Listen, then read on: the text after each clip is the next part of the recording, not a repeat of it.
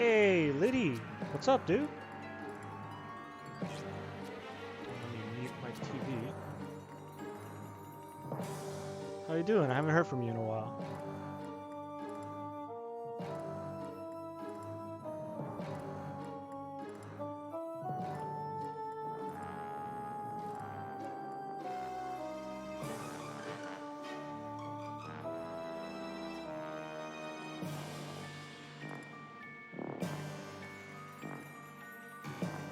Oh no. Still having a bad time.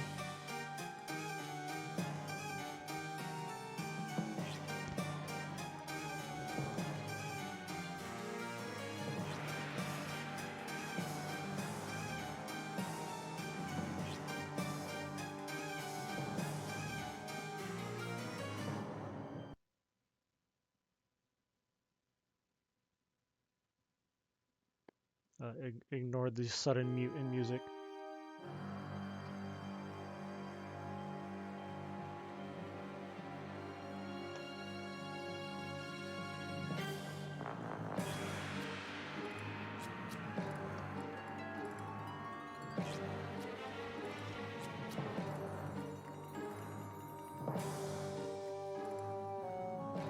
Well, I don't know how much help I can offer, but if you want to just chill here and talk about video game stuff, I'm more than willing to chat with you.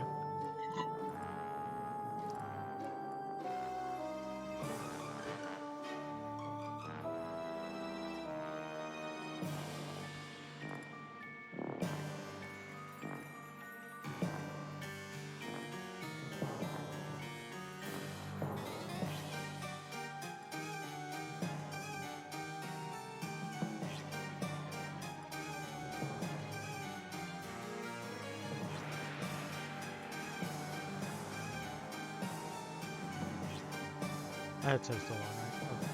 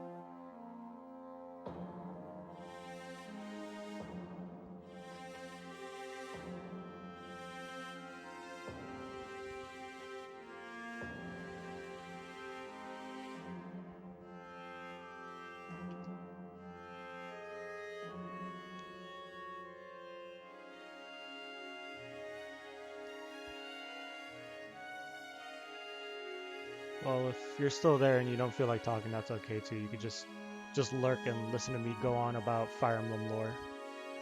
I don't know how much. I don't know if that will make you feel any better.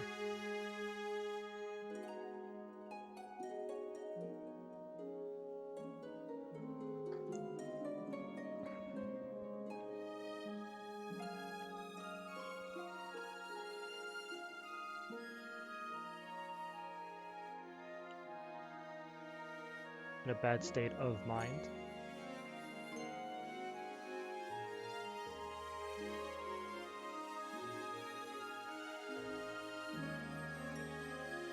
Is that supposed to be a continuation of the last statement, or is that... Not entirely sure what you're trying to tell me now.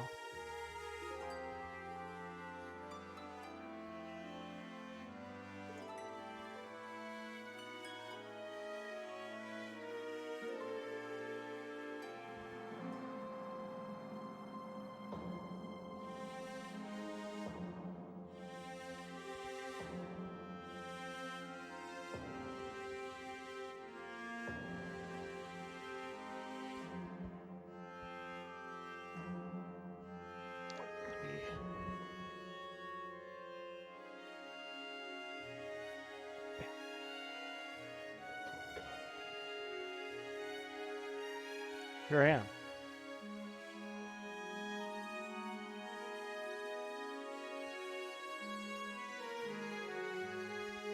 Can't help but to feel like I'm forgetting something. Do you want to see the kitty? Here. I'm going to disturb her sleep just so you can see the kitty. Look, Gino says hi.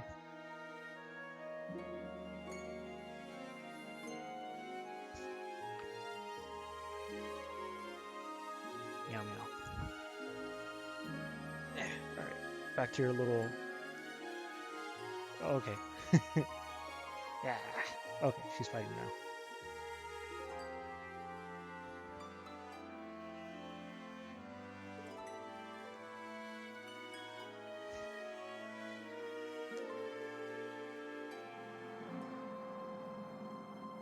I put you back on the blanket. You can go back to relaxing now.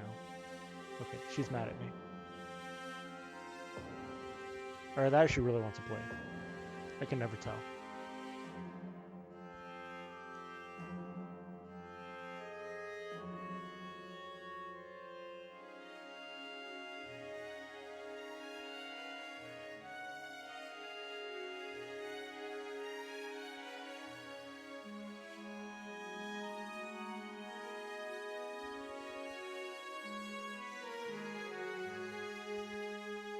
Yeah, we have recently bought these like 2 little like blankets. Super comfy, super soft, like I don't know what the hell they're made out of, but they're like soft as hell.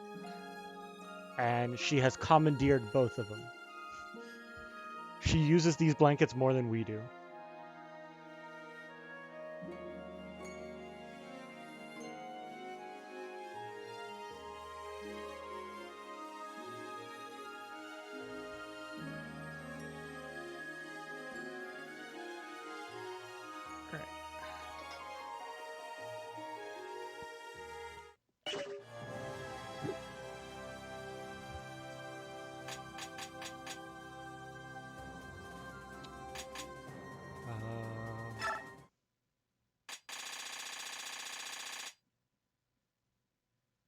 Not much else I can talk about right now as far as gameplay. We should be finishing the game today, so this will be the end of the Fire Emblem streams. Okay, Gino. Why?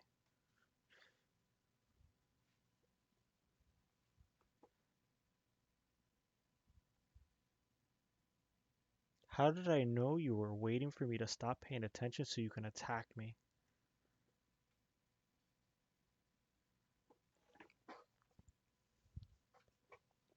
So yeah, Juno does this thing where like she'll play with me and I'll be like, all right, cool, you're getting too aggressive, I'll leave you alone. And then I'll leave her alone and she'll be like, all right, cool, I guess we're done playing. And then she'll walk away.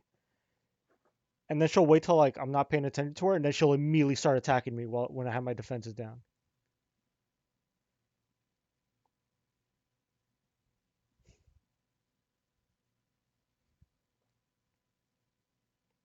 Like I have to like watch her now, because I know as soon as I look away, she's gonna try to bite me.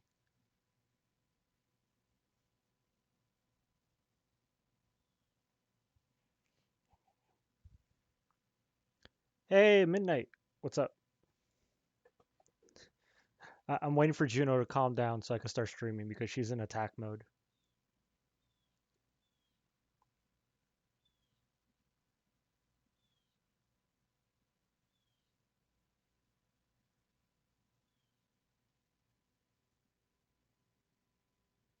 Okay, I think she's on her way back to her blanket.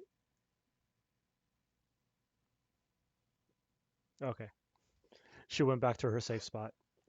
Oh, another subscription? Look at that shit. That's what's up. 8 months in a row, you fucking loon. Thanks a lot, Midnight.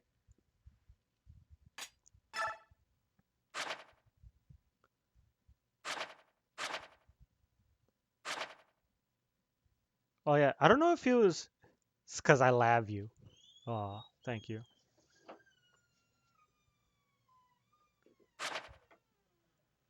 By the way, I don't know if you were here last stream, but you missed it. I actually got a game over on this fucking game. Over some bullshit.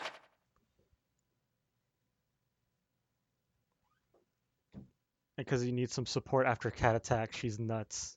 Cute, but nuts. Oh yeah. Yeah, Juno loves to sneak attack me. She'll be like all play fighting me, and then she'll be like, all right, I'm getting mad. Don't play with me anymore. And I'll be like, all right, fine. I'll stop playing with you. And then I'll go to do something else, and she'll be like, no, we're not done. And she keeps attacking me. Juno always has to have the last hit. Damn, you missed it. Oh yeah, it was like a boss fight, and it's one of those like boss fights where Ike has to fight the boss. Like there's nothing else I can do, right? Like Ike and the boss are locked in a room together, and the boss would trigger this move that literally kills me in one hit, and it's like, how the fuck do I like, how do I get around that? There's nothing I can do about it. And then on top of that, the game was gaslighting me into thinking that I couldn't fucking use my skills. And then when I go check, I'm able to use my skills. So I'm like, what the fuck is going on? And once I was able to use my skills, I was able to beat it because there's a specific skill you have to use to prevent him from killing you in one hit. But the game tricked me into thinking that I couldn't do that. So I got like 3 game overs in a row because he just kept one-shotting me.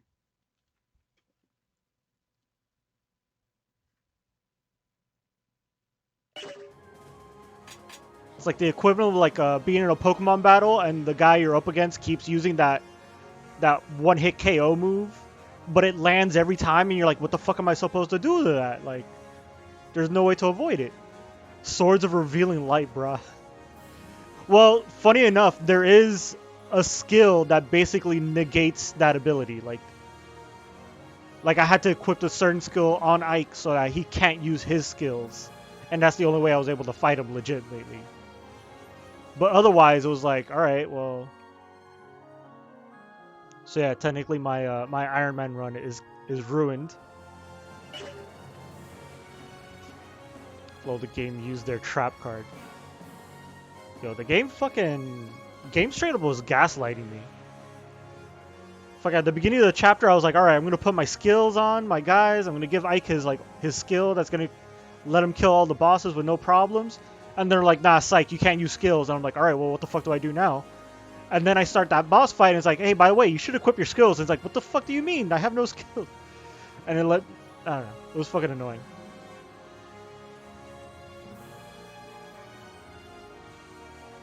But I was able to beat it. For a second, I thought the game was like straight up like locked, and I wasn't gonna be able to get past that chapter. But then I was able to do it. Sounds it. I don't know what the hell you're trying to spell. Sounds. Alright, anyways, time to... It was sounds it. What does that mean? Game sounded confusing, though.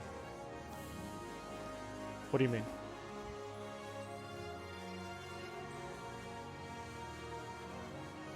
No, it was super simple. It was just like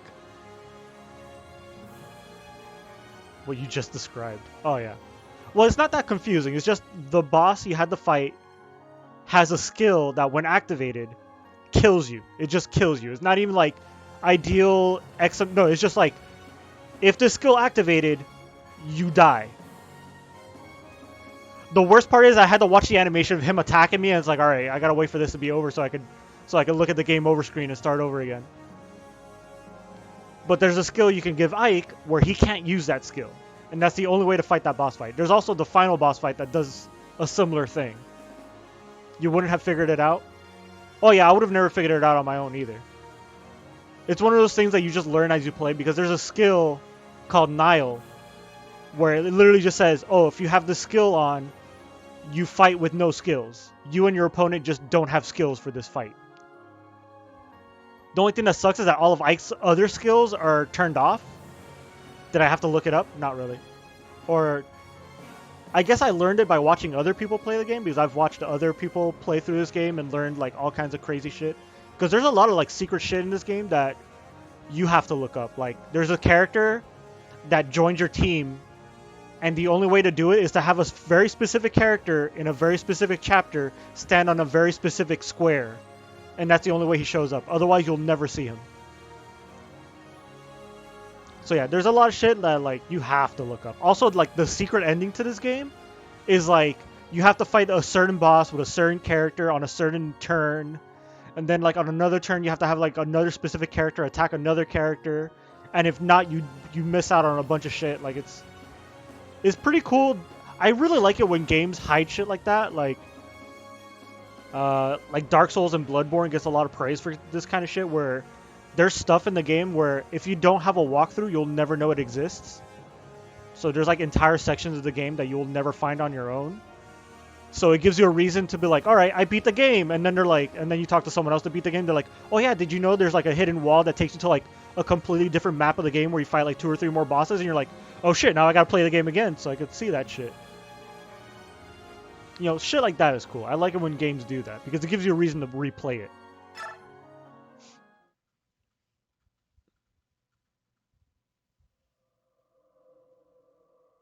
All right, so let's get into this. This next boss fight is gonna be really interesting because it can either be really really hard or really really easy, and I don't know what the fuck I'm gonna do with the last 2 bosses. I literally never do that. You never replay games? I don't know. I love replaying games. I don't know. I like re-experiencing games, especially if they're games that I really enjoy.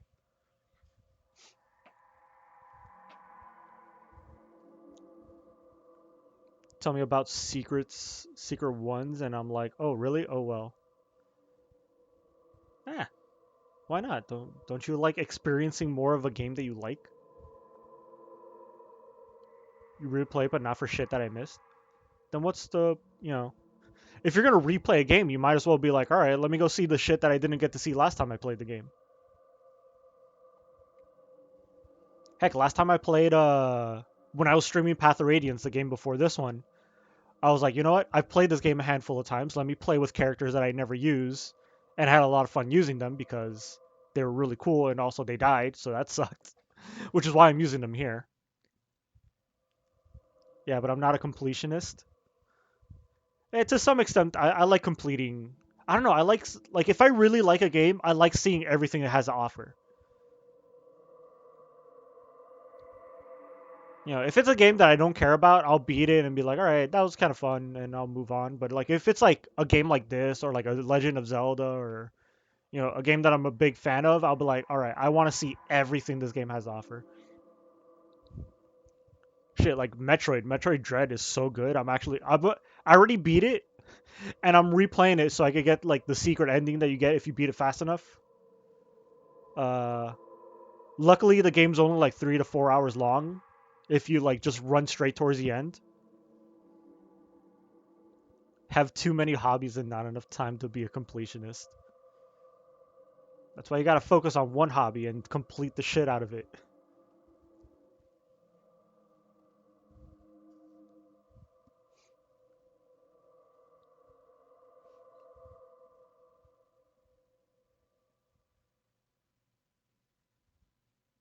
fuck no, life's boring that way. What do you mean? Then you get to enjoy your hobby to the fullest.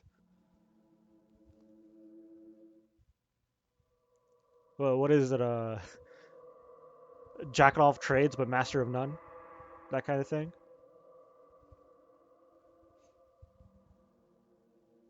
Yeah, but it's just one. Well, I do like other shit. It's not like video games is the only thing I enjoy. It's just that when I play video games, I like really like experiencing a lot. Well, I guess I'm kind of like that with movies and other shit too. Like if there's like a movie or a TV show that has like a really interesting lore, I'll like to like I like to delve deep into it and learn more about it.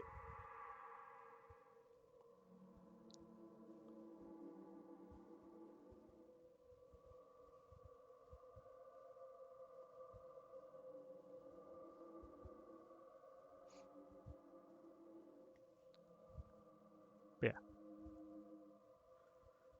All right, let's continue on with the story because I am going to try to beat the game today.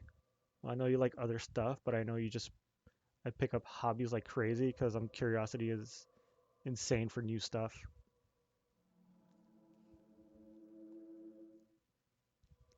I don't know.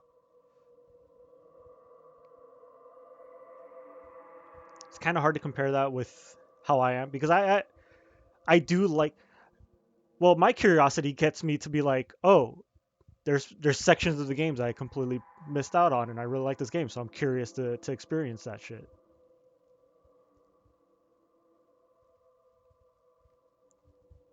I don't know. I guess I just have one of those personalities. Like, if I like something, I'll want to like 100% like delve deep as possible into it and learn as much as possible and experience as much of that one thing before I move on to something else.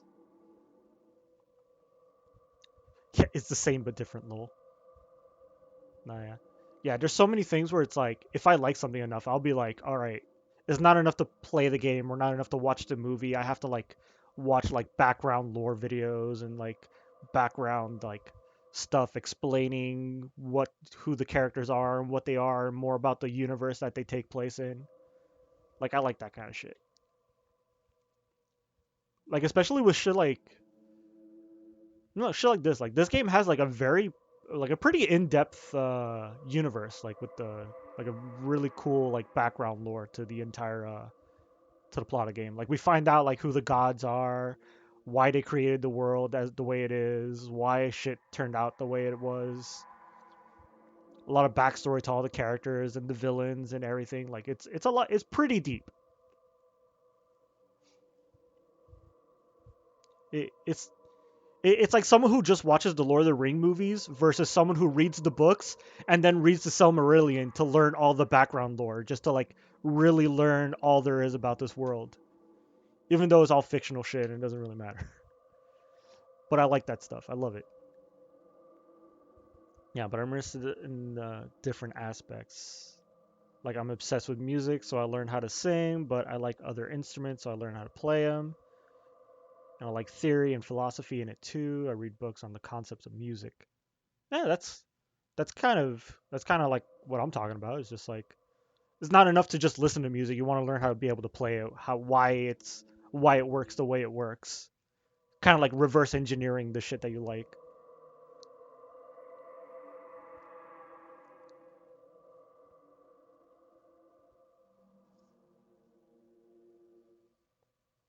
Okay, Juno's calm now. Oh shit.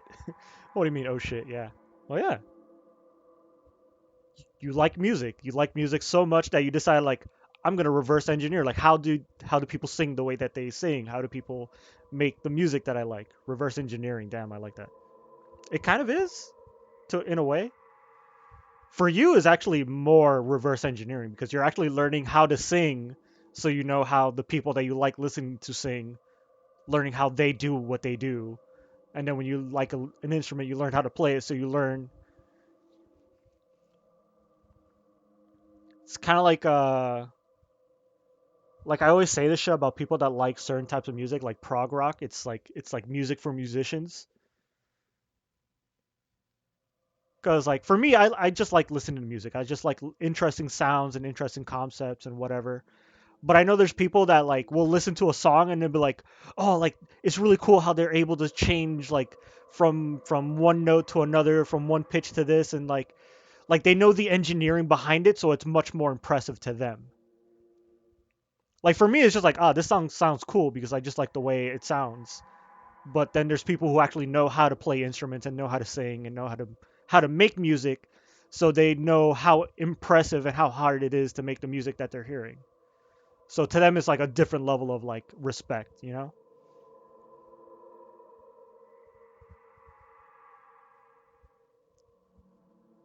Yeah, we studied the engineering because we initially like how it sounds too. Yeah. Nah, it's shit. What's up, bearded?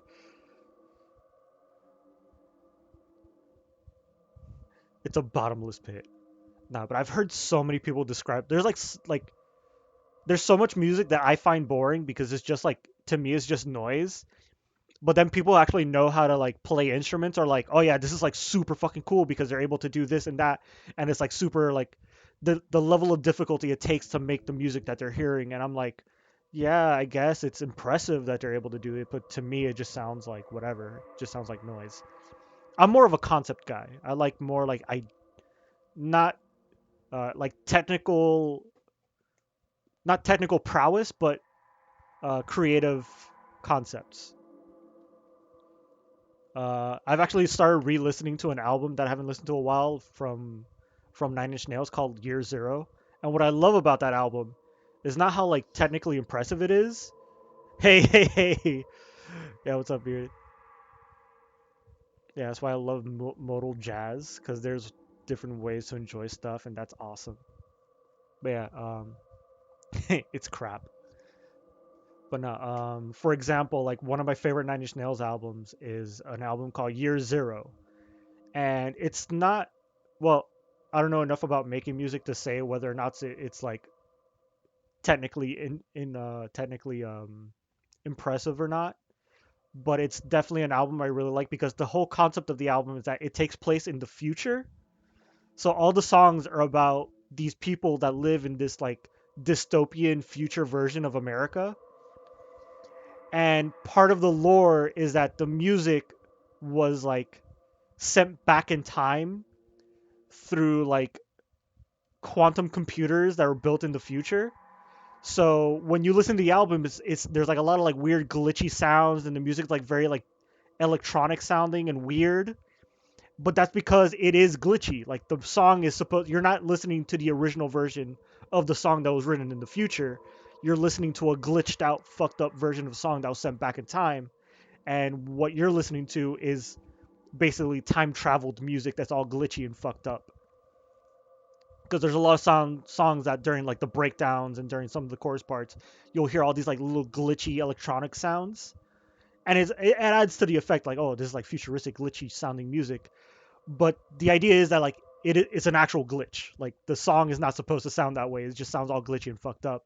But of course, Trent Reznor wrote it that way because it's part of the aesthetic of the song, and that's just how he wanted it to sound. But it's also part of the lore of the song that was sent back in time, and all the songs are about like different things. Like one song is about like a soldier who's fighting in a war and he's like disillusioned with like fighting a war that he doesn't believe in.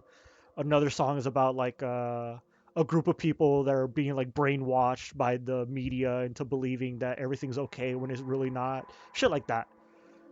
Really cool album. And there's like all these like websites that he created, or like a team of people that he hired, who whatever the fuck. One of those, like, it's called an ARG, alternate reality game, where it's basically you're kind of playing a game, but the game like treats it as if it's happening in the real world. So there's all these websites and forums that you can go to that are websites that exist in this fictional future. And again, since they were sent back in time with the computers from the future, when you're looking at the websites, they're all glitchy and fucked up. All the letters are all like jumbled up and weird because it adds to the aesthetic, but it's also part of the lore that the websites are all glitched out and fucking weird looking. Really cool shit. Like one of my favorite Nine Inch Nails albums because the concept is really interesting. And also the music is really fucking cool because it's just like so out there and bizarre.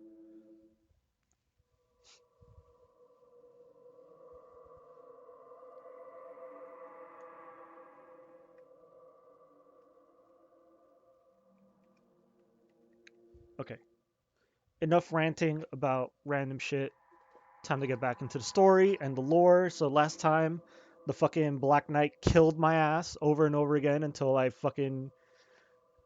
learned that the game basically gaslit me into thinking I couldn't use my skills. And then once I was able to use my skills, I was able to beat him, no problem.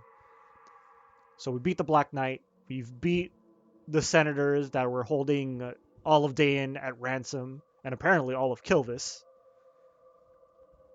And yeah, Ike finally got his fucking revenge and found out that Zelgius was there when his dad killed his mom under the influence of the fire medallion of the fire emblem or Laron's medallion. And so was Sephiron, and Sephiron erased his memories, kindly enough. So now we're on to our next enemy that we're fighting. My bad for derailing. No, it's fine. Like I like talking about stuff. Fun fact about me: I like talking about things other than video games. I know a lot of people, although I love talking about video games, and I know that's why most people only think I like talking about video games, but I do like talking about music and all kinds of other shit. And I love ranting about Nine Inch Nails because I fucking love Nine Inch Nails. Impossible. He has good ass tunes. Uh, are we saying that my taste in music is good, or just that Trent Reznor makes really good music? Because both are true.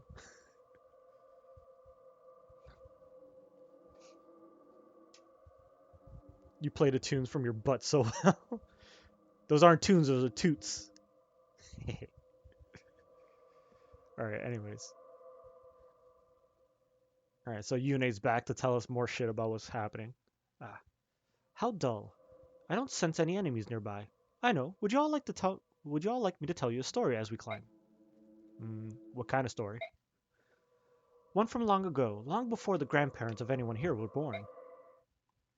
Oh, we're getting the lore dump.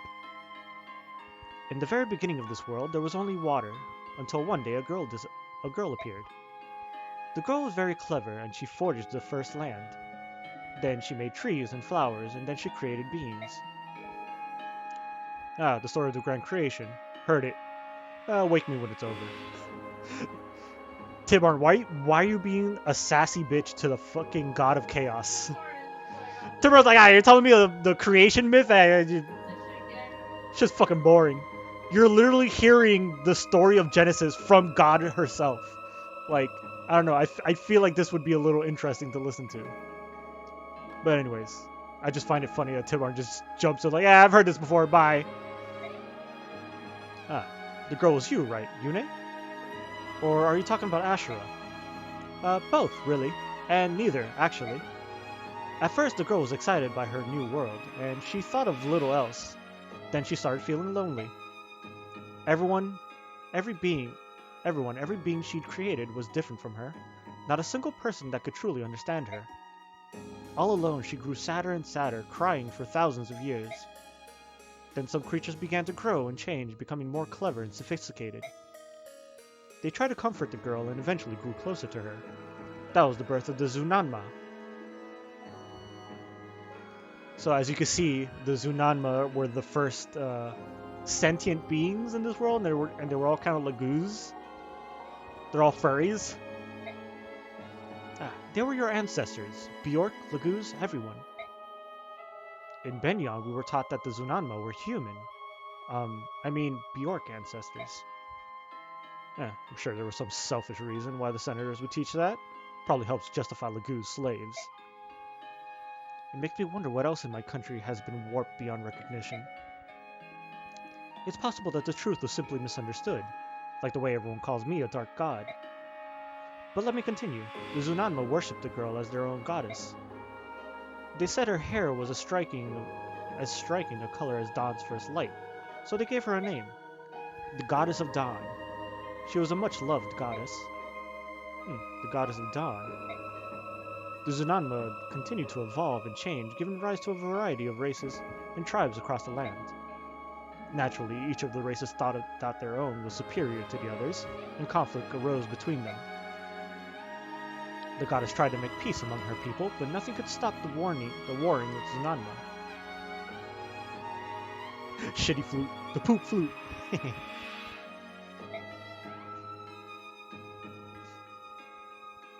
Trying to separate the factions, the goddess gave them different names, the Laguz and the Bjork. But this only intensified their conflict.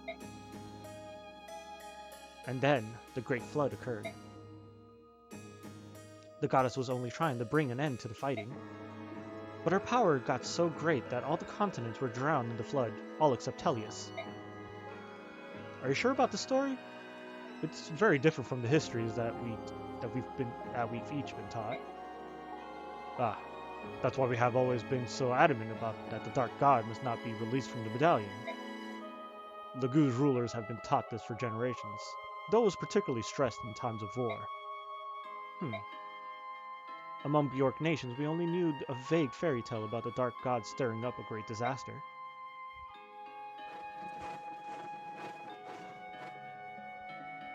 Neither the Laguz nor the Bjork have an accurate depiction of the sound of it. I wonder where the story got twisted. There's another standing in our way. I have a feeling he might be able to tell us. Uh-oh. Father. Huh? I was like, no, don't fucking tell me. My father, just beyond these doors. My father is waiting. Oh boy. Diginsia, king of Galdoa. He's supposed to be the one of the three who defeated the dark god Yune. He has been blessed by Ashura. Not only that, but it's a powerful, resilient blessing from long ago. He may be nearly impossible to defeat. Let's get everyone together. There's no better time than now.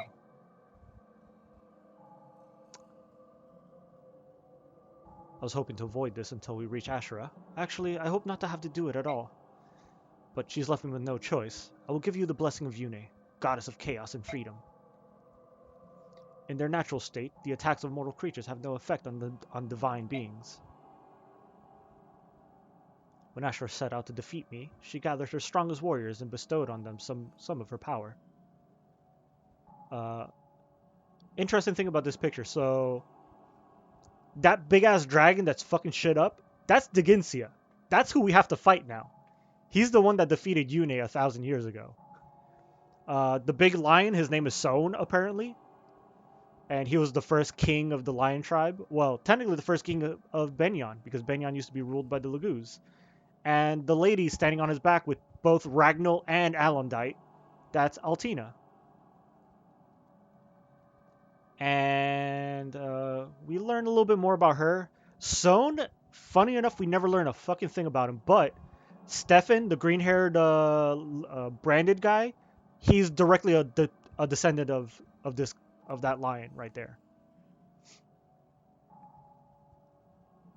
Because I guess Sohn at some point hooked up with a human or a Bjork and had a branded kid of his own, and then eventually after generations Stefan was born, who is branded. But yeah, I like the idea that the goddess was just like, you know, she was deemed a dark god because she basically caused the apocalypse that flooded the entire world, but the reason she did it wasn't because she was evil. She did it because she was just upset that everyone was fighting so damn much. So she kind of did it by accident because, well, she's a god, so if a god loses control of their powers, that could cause some fucking disasters. This is called the Goddess's Blessing. She empowered the dual swords of the Bjork swordswoman, Altina, the Laguz warrior Sohn, and Diginsia, the leader of the dragon tribe, were also blessed. Okay, so this is... I think this is the first and last time we hear anything about Sohn. Unless Stefan says anything about him. I failed then, but this time will be different. I'll use Ashura's own tricks, and I won't be defeated. Everyone? A little gassy. Got a few burps stuck into me. Okay, take some time now to ready yourselves. Bjork, be sure to equip your best weapons. I'll begin when everyone's ready. Okay.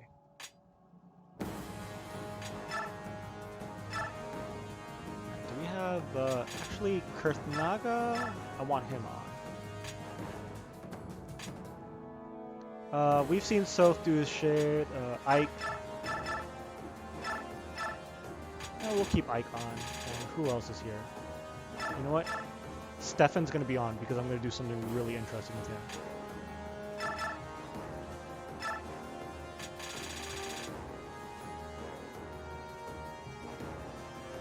Okay, I think that's enough. Alright, what info do we have here? Micaiah, Sanaki, and Leanne want to talk to me. Are you alright, Micaiah? Yes, I'm fine. How about you, Soph? Are you alright? You're not hurt? I'm not a child, Micaiah. When are you going to start treating me like an adult? Show me your hand. What? Look at your hands. They're so big. They were so small when we met. Micaiah? Ah, sorry. Am I interrupting something?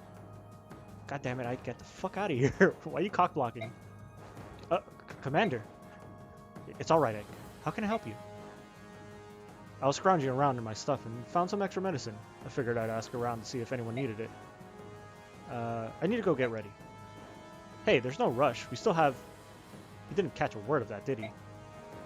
Oh, I'm sorry about that. How long have you been with him? A long time. I met him when I was hiding out in the back alleys of Nevasa over 10 years ago. He was so skinny, but his gaze was so piercing. I wonder how such a young boy could look like that. One day I noticed he was standing close to me, just watching. He continued like that for a few days. One day I held out my hand. He was suspicious of me, but came over anyways. He looked like a scared animal. Then his little hand slipped into mine. It was shaking. His fingers were so thin and frail. I couldn't let go after that. After that, we traveled together all over the continent. No matter where we went, we were always together. The first time I met him, he'd hidden on a ship we were taking. He mentioned he was looking for someone who was like family to him. It was you he was searching for, wasn't it? I tried to leave him behind. When we went to Crimea, I split off from him and took a ship to Benyon. But when I reached Benyon, war had broken out between Crimea and Dayan. I knew I had to return to Dayan to look for him. I couldn't find him, so I went to Crimea. But I still couldn't find him. We found each other again after the war in Dayan, in the back alleys of Nevasa where we first met. We took routes opposite to each other. When I told him why I'd disappeared, he got so angry. I'd never seen him get so emotional before. Can't say that I blame him. I'd be pretty furious if I heard someone that I loved was wandering around two countries at war. Besides, I'm sure he'd hidden his feelings about being abandoned until he saw you again. I thought I was reaching the limit of how long I could stay with him. He grew each and every day, but I remained the same. I didn't want him to be harmed by the curse I lived with. Can you imagine how hard that would have been on him? You mean the blood of the Laguz? So you knew. Did you find out from the boy who was always beside you? Soren? Yeah. I guess you both know how to recognize people with a similar nature. Yes, he and I are both branded. Don't use that word. You and Soren are both people. Just like me and everyone else. People? You're just like Yune. You call both Laguz and Bjork's people. Why should I care about the color of your hair, eyes, and skin? Or ears, wings, or tail? No matter how long you live or what powers you possess, we're the same. At the end of the day, we're all people. Huh. Soph talks that way too. His time with you's changed him. Thank you, Ike. I've made up my mind. About what? I didn't realize we were doing anything about talking. I thought I might travel to a far-off place after all this war was over. But I won't. I'll go back to Dan. No matter what happens, I'll have Soph by my side. I have nothing to fear as long as he's with me. Seems the feelings between you two run both ways. But that's probably the wisest choice for Dayan, and Soph too, anyway. Oh, may I have some medicine? Oh, yeah, I almost forgot. Survive, Micaiah. We need you.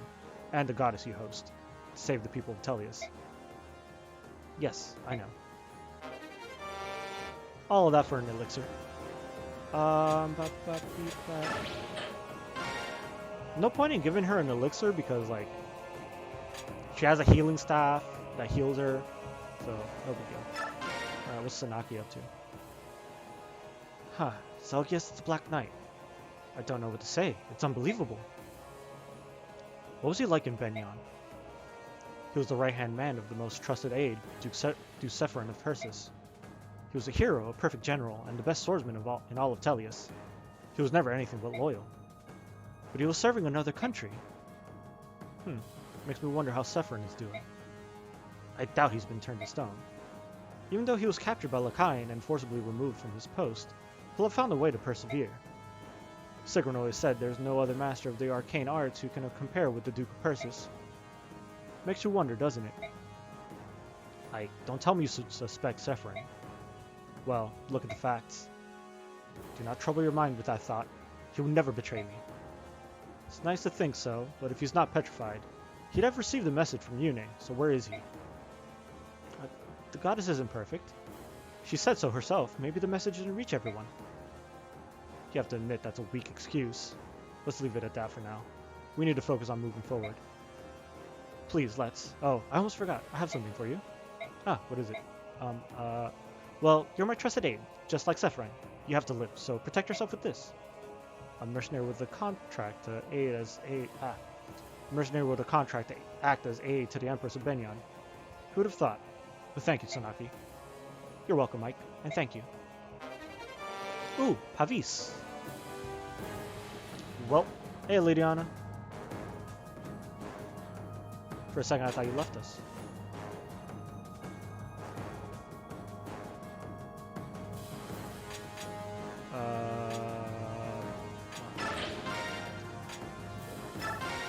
And let's talk to Leanne. Yes, Leanne, I have. That's a very powerful artifact. Actually, would it be of great help to us with what's been happening? I don't think so, Leanne. But you can try if you like. Oh, for me? Thank you very much. It's a very precious item. I'll make good use of it. Alright, cool. And we got a guard. Hey. Not yet, but I'm about to. Need to sleep. Okay. Yeah. We appreciate you stopping by. I double here. But yeah. Yeah, get some sleep. Well. Always forget how far off time. Yeah. Alright. See you, Liddy.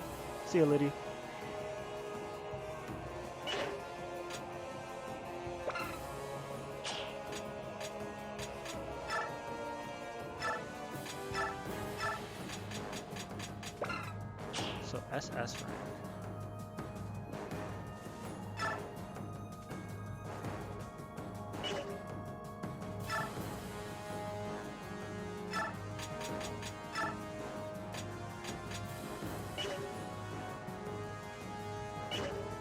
Alright, so Ike at this point, I can't equip any other sword that's not Ragnar. So that's that for that.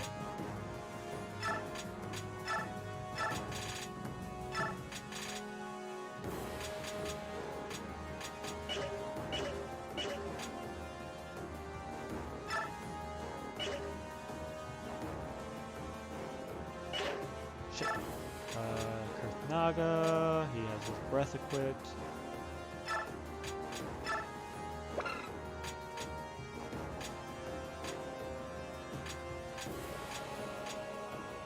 Right, the strongest magic I can equip is Cymbeline. Honestly, Bagonone is kind of like, why even have it?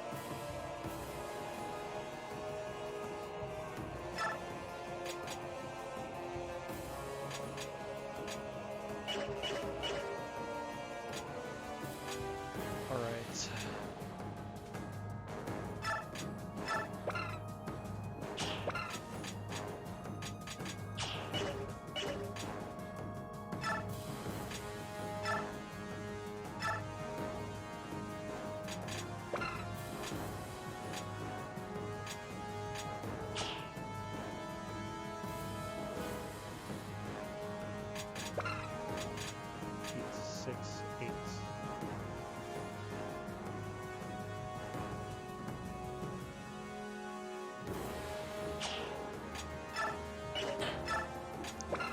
Only I could equip Rexara. That would have been great. Actually, I'm pretty sure I don't have any more.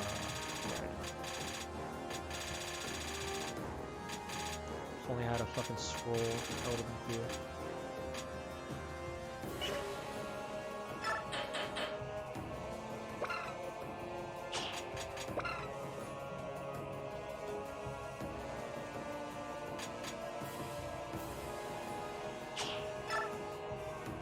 Alright, I guess Nosferatu.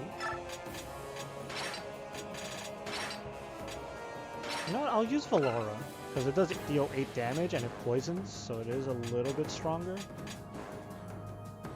12 weight though. What the hell is her strength? Oh, she could wield it without losing speed, so it doesn't matter.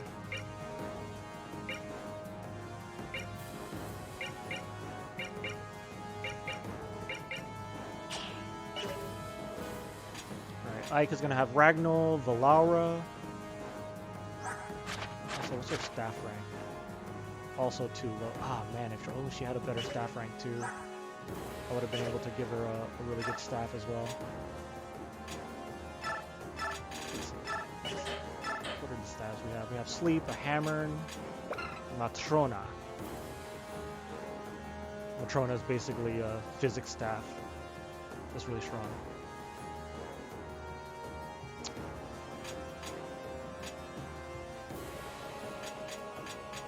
Sleep staff? Yeah, sleep doesn't really work on anyone. Let's go ahead. Alright. Keep the Vulnerary. Alright, Anna and Kurth are Laguz, so they can't equip any other weapons anyways. Cymbeline. Titania is going to have Irving as her main weapon.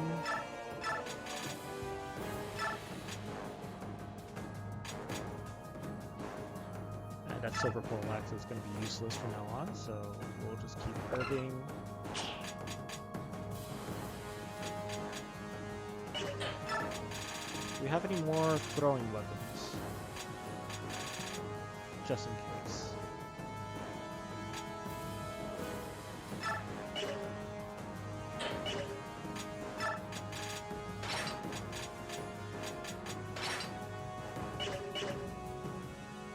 Yeah, last time I did this, I wanted to get Irving blessed on Ike, and Ike automatically just goes, no, I'm going to use Ragnar, and it's like, ah, you have to use Ragnar, so that's cool.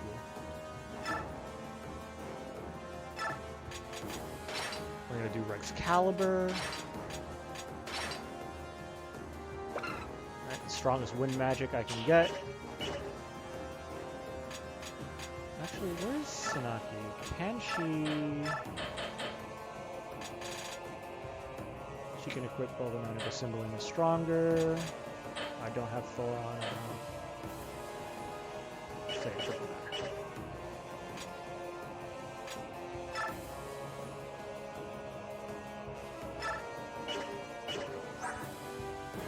Yeah, she's only SS with fire, so it doesn't matter. Okay. Ooh, here's the silencer is really good, but that's 16 damage, 22 damage.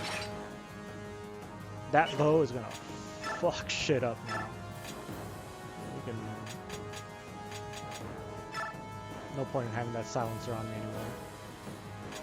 No point in having the fucking silver bow. Brave bow, silencer, just in case I want to use something else. I'm gonna have Wolf's bow, just for shits and giggles. Oh, that's funny that somebody else can use Rolf's bow.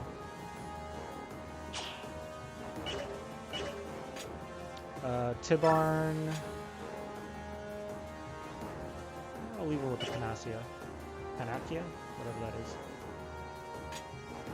that is. Lincia's only weapon is the Amidi. What's your staff rank? Oh, it tops at S? Damn. Whatever, the fortified staff is the most important thing I have here. I guess.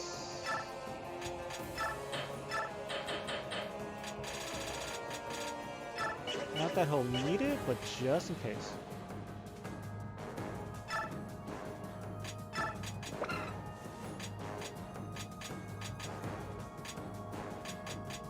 Oh, Valborith is actually his most accurate.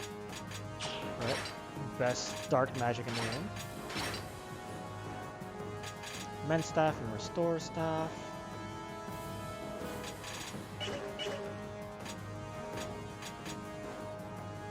Leanne doesn't have any weapons, so it doesn't matter. Also, the Lagoo Stone is kind of pointless for her.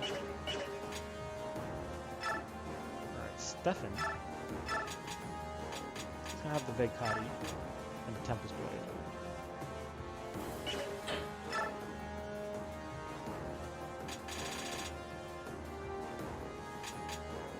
Ooh, he could use Alundite. Neat.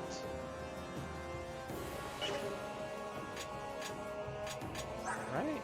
Yeah, sword is SS. What about Tanith? Only S. Ooh. 20 damage? 18 damage. Wow, really? The Vegkati is stronger than Alundite.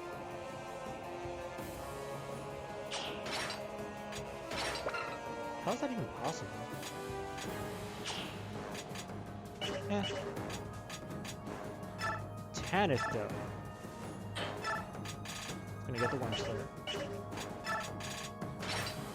And I'm going to 9 damage, but she can strike more often.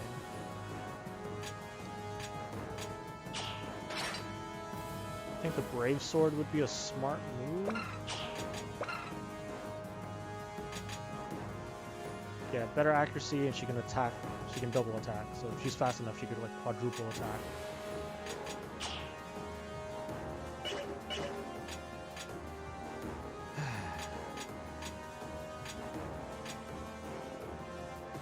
Okay, I think.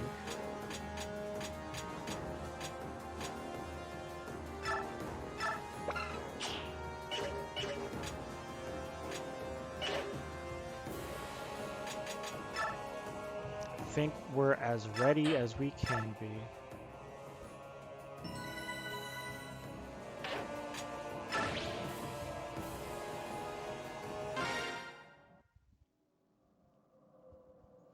Okay, I think we're all ready. I'll need the Lagoos to transform.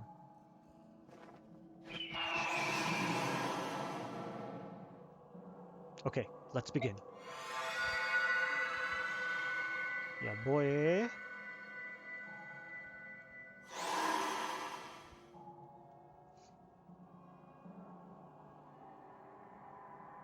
Okay, I'm all done now. Whew, that was really hard. I think I need to rest. Micaiah, are you feeling all right? You don't look so good. I'm fine. Thank you, Soth. What happened to Yune? She's sleeping. She wants us to take it from here. All right, if we're all set, let's move out.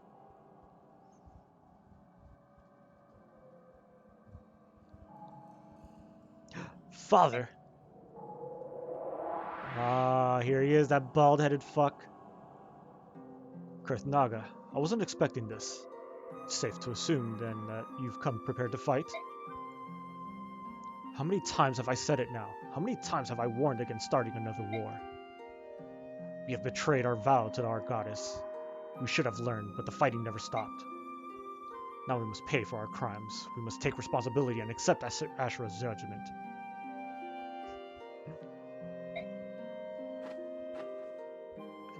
No, you don't understand. It wasn't the war that awoke the goddess. It was my song. The Galdor release freed the goddess. Can't expect me to believe that. We will wait here patiently for the punishment we deserve. If you're unwilling to await judgment. Uh-oh. I like this peaceful-ass music as a dragon is about to transform and kill us all. You will stand against the greatest of all dragons.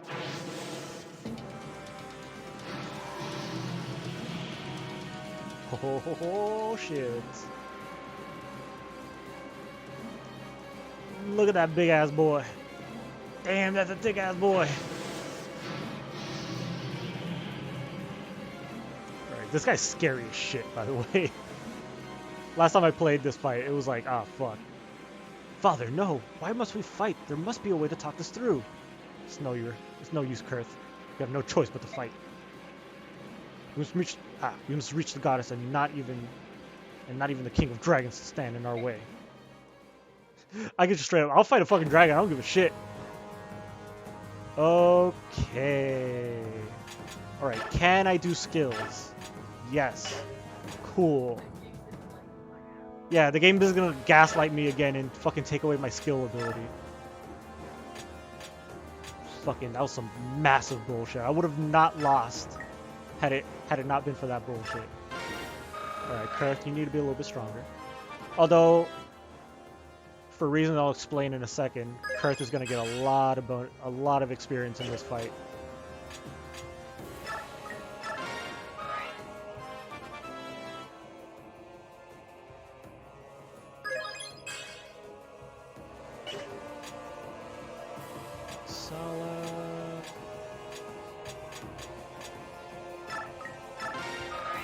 Tanith, you could always use a little bit of extra experience.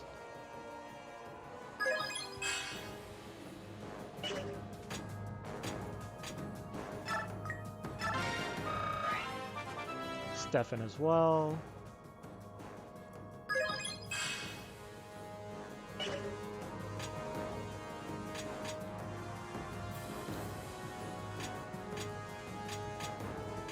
Who else?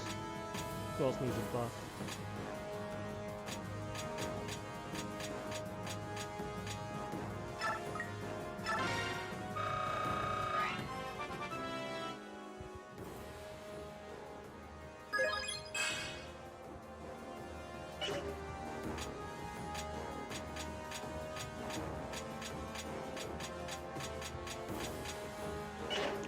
Keep it at that. Now skills. I'm almost scared to take off Nile because Ike is going to need Nile later on. And I'm worried that the game is just going to be like, oh, by the way, for the last boss fight, you can't change skills anymore. Fuck you.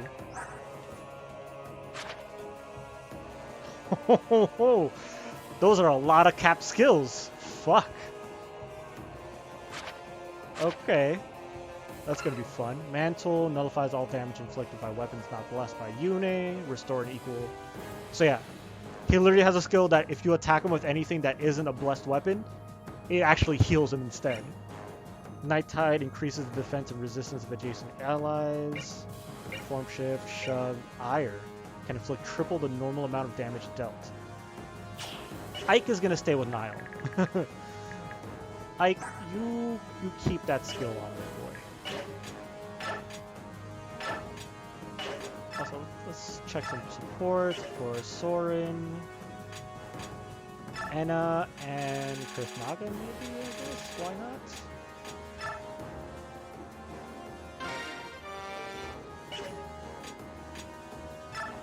Sanaki and Tanith, because I don't know who else to pair her up with. Naysala and his girlfriend, still can't pair up. Titania and Shannon, because why the fuck not? Never mind. Let's see. I like Alencia and Tibarn being buddy-buddy. Although it only gave them extra accuracy, I wish I would have given them a void, but fuck it.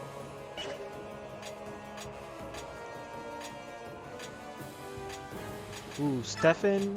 Can Stefan and Kanegas be buddies? Yes.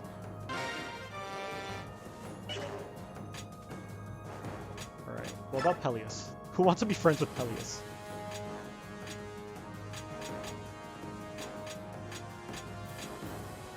I guess, damn, everyone's paired up already. Poor Peleus, nobody wants to be his friend.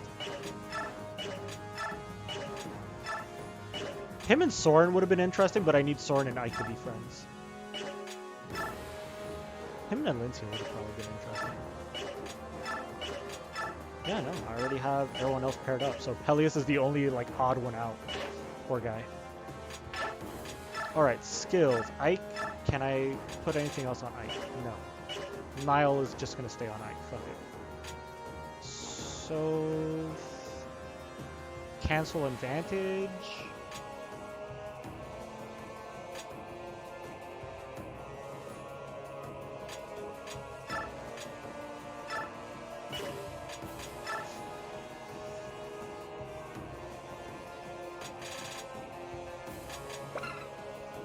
can nullify the effects of an enemy attack.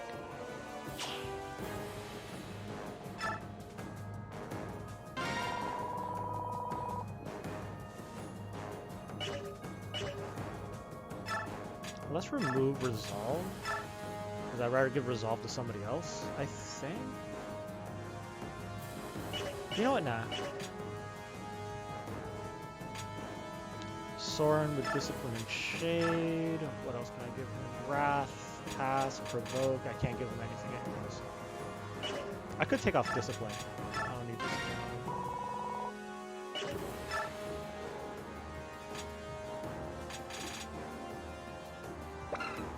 Parity cancels support, terrain, and skill bonuses, making unit fight on base ability alone.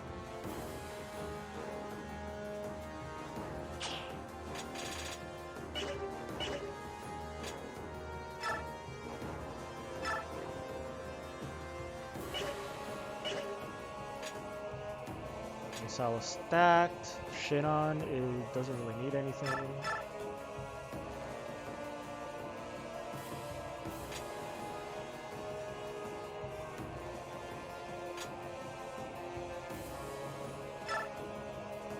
I'll give him pass because why the fuck not? Can't think of anyone else that could use it. Elincia, what should Elincia have?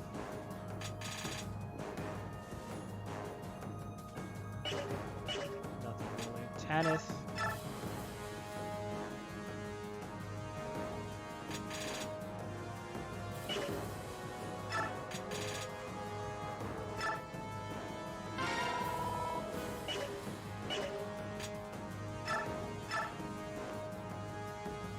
Fortune, Roar, Guard?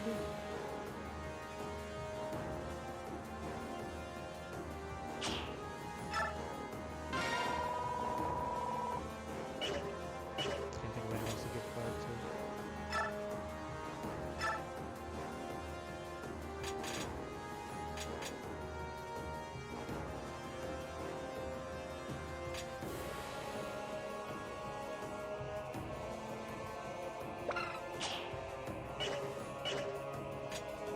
Now Stefan, here's the funny one.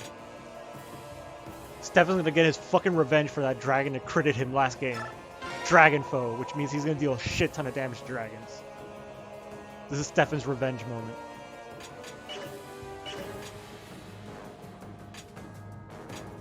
I feel like I should give Nile to someone else, but like giving Nile to a fucking Laguz feels kind of dumb, especially when they have so many skills.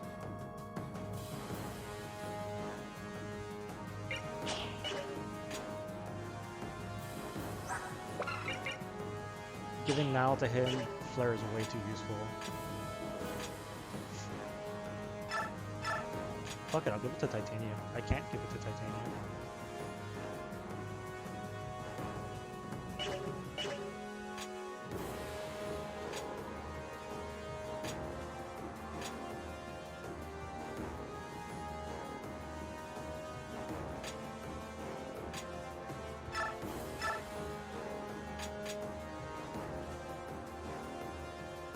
She never does.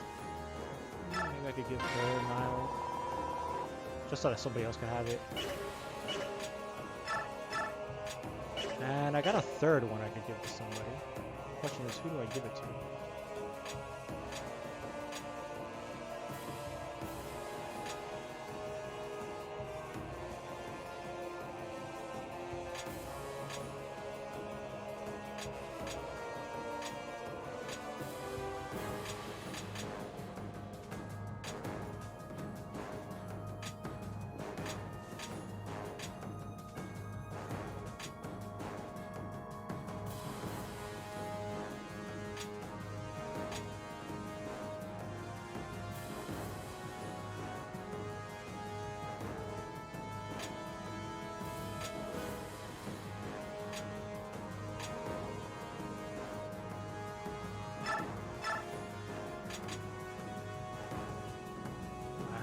Have to get rid of that cancel advantage, which I don't want to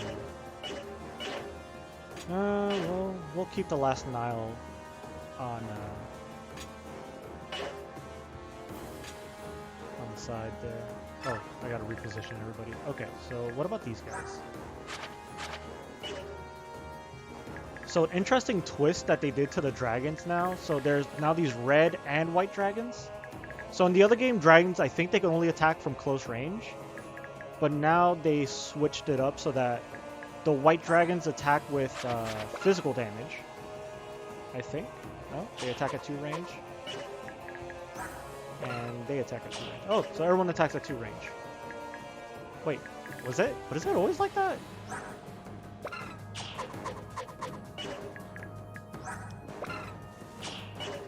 Shit. I'm looking at those stats, I'm like, fuck, who's gonna fight him? I really don't know what's gonna happen. Well, the Ivory Breath of the White Dragon, it never runs out and cannot be unequipped or dropped. And then the Red Dragons, the Crimson Breath of a Red Dragon, it never runs out and cannot be unequipped. I'm trying to remember, one of these is physical damage and one of these is... Actually, I think Nasir does magic damage, which is why his magic stat is through the fucking roof. And Gareth does physical damage, which is why his physical stat is through the roof. So red dragons are physical hitters, while white dragons are magic hitters.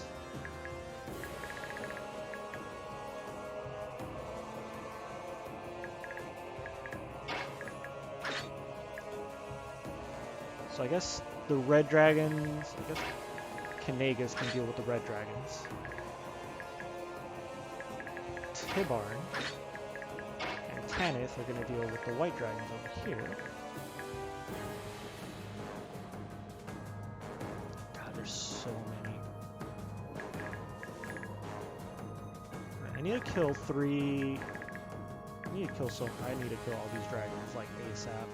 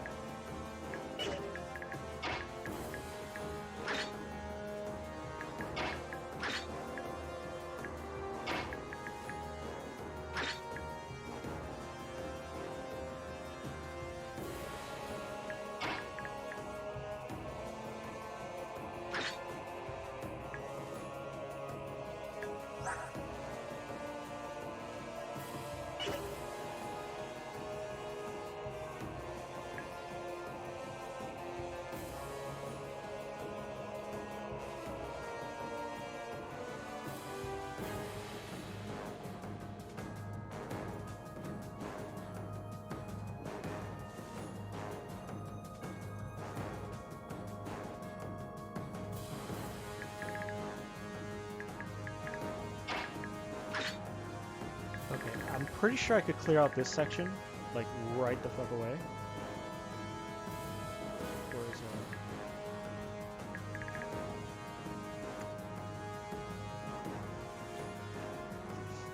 Considering that I got game over in the last chapter, I'm really like, oh fuck.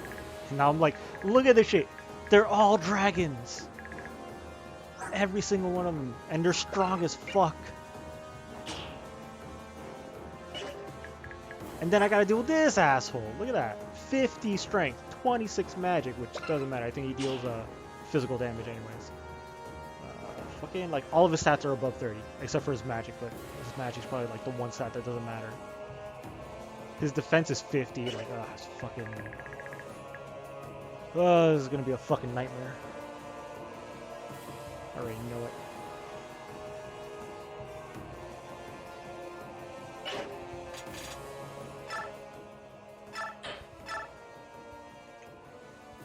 Alright, so this is where the fun begins. Let's go!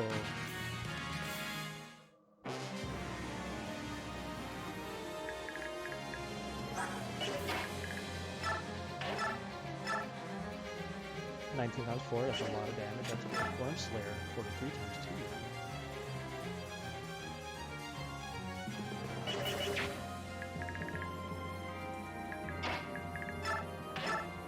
2. Time to get your revenge. Oh, he doesn't even get hit.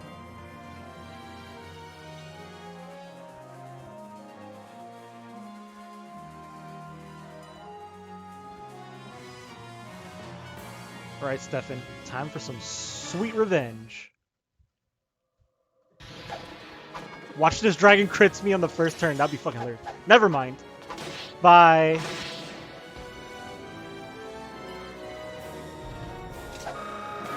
If Stefan dies to another dragon crit, I'm gonna scream because it's gonna be fucking funny.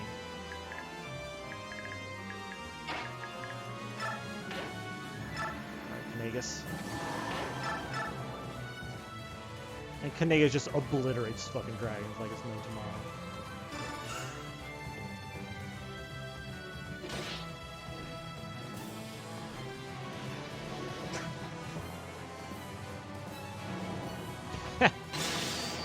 Oh my god, he does a front flip. Okay, that was sick. What? Oh yeah. Was that a prequel reference? What? What was the prequel reference? What did I say? Oh yeah. Alright, time to deal with these three on this side. I don't even know if I can.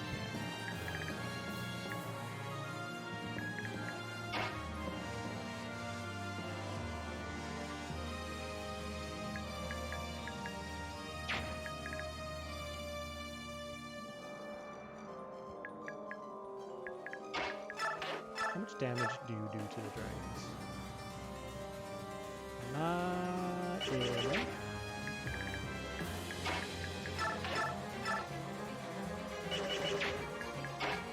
How about you? How well do you do?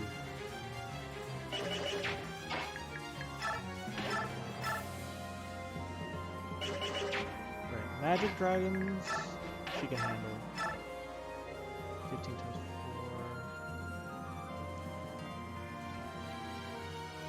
Almost 60. Yeah, that's 60. Not enough for a kill, unless she does stun.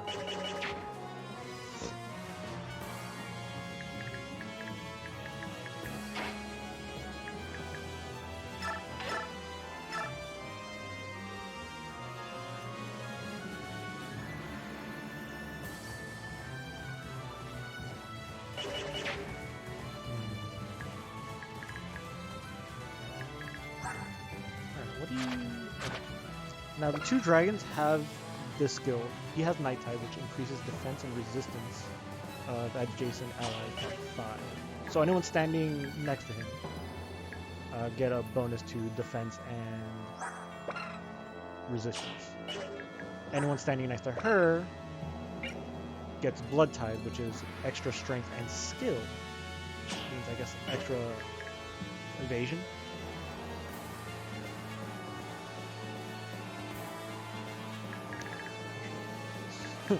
How safe do I want to play this level?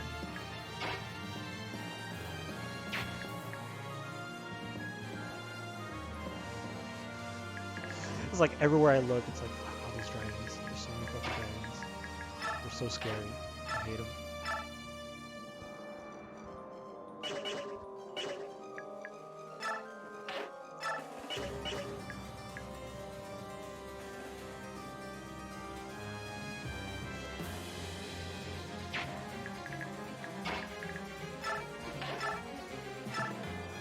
Wormslayer kills you.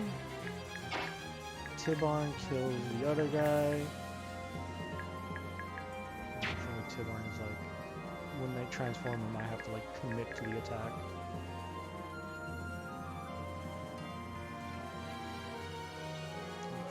Okay.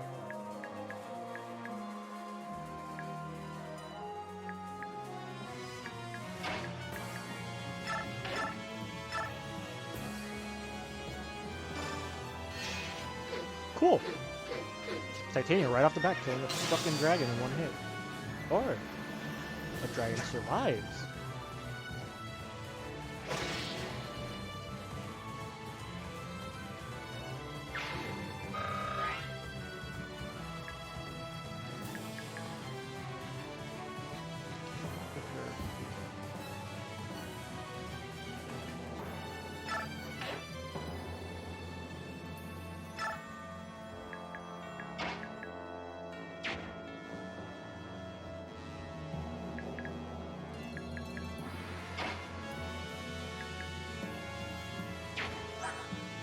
far do you fly?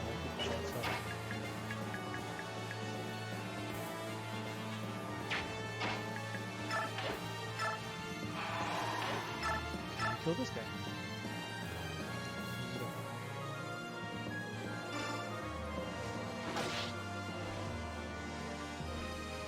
Good dodge.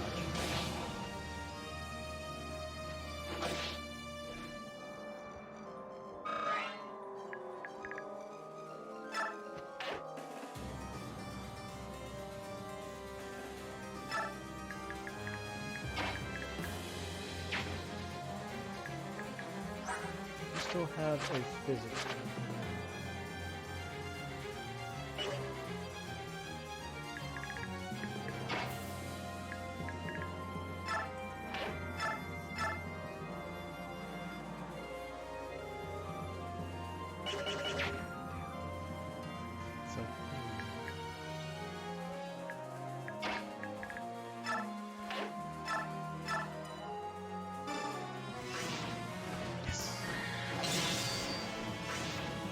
So, oh, back to back. Lovely.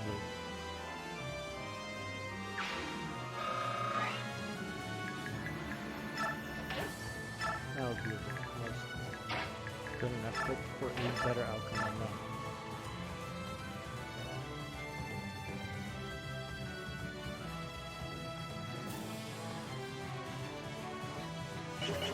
Sorman straight up dies.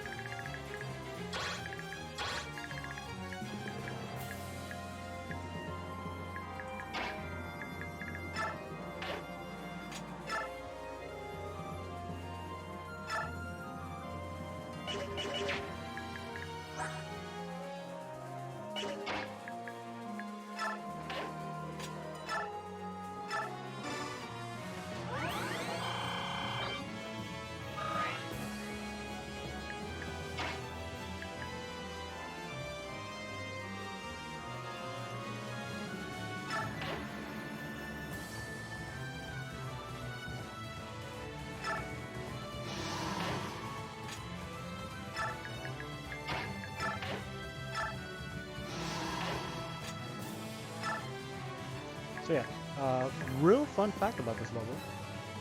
All of the dragons refuse to attack Kurthnaga and Enna. So I can freely, and even they won't even counterattack. So if Kurthnaga and Enna were to like attack this guy, he won't fight back.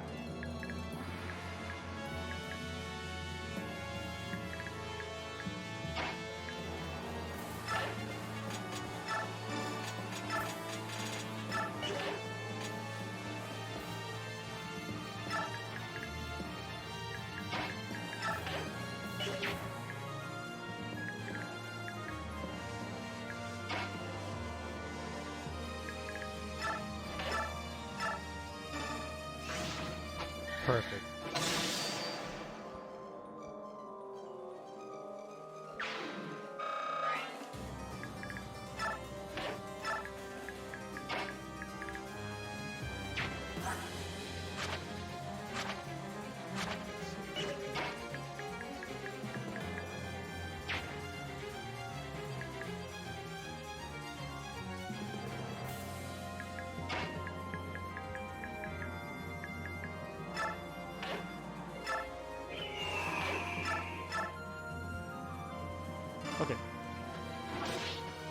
You can kill dragons. That's good to know.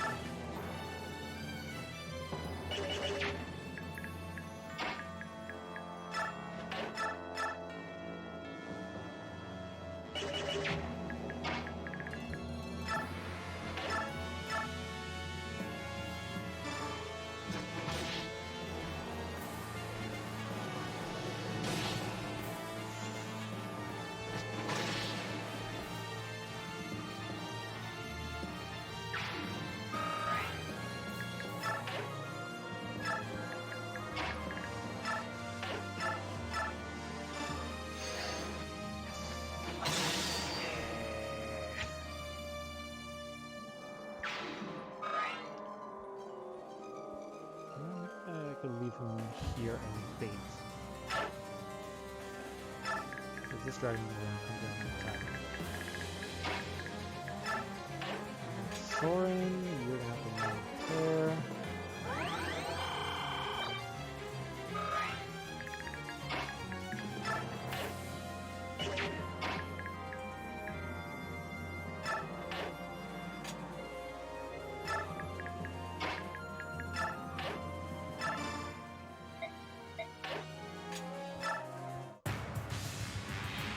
Okay.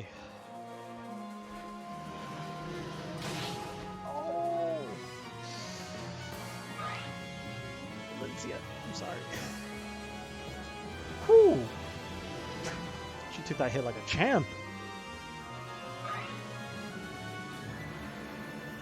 Hopefully nobody else can reach her.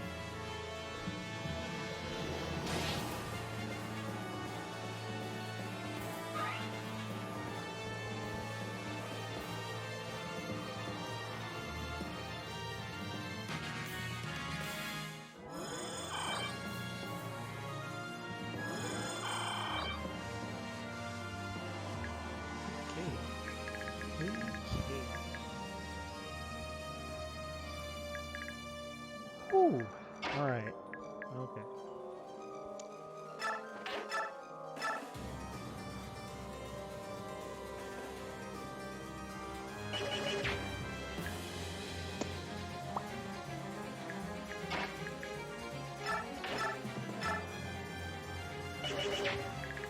Can she reach?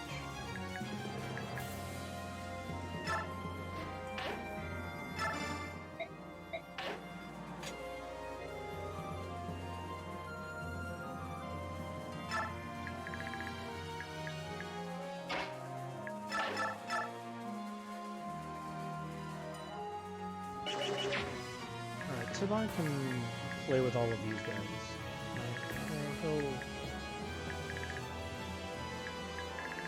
He'll keep them nice and baited over there.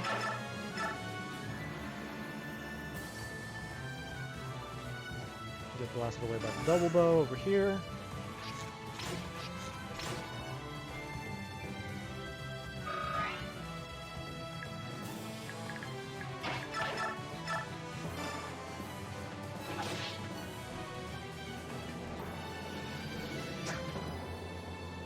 Tear. Ah.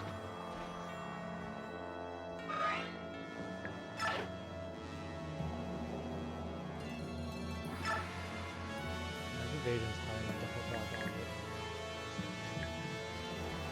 I think that's what's gonna happen.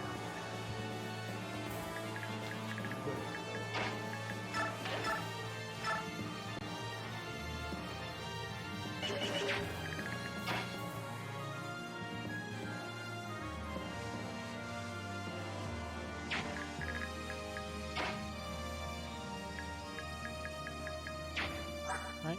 7. Oh, he has 9 now that he's in light mode or whatever the fuck.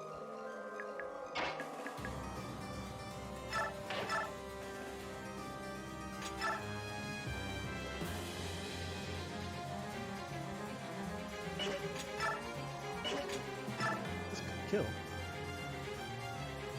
She'll die. Fuck. Never mind.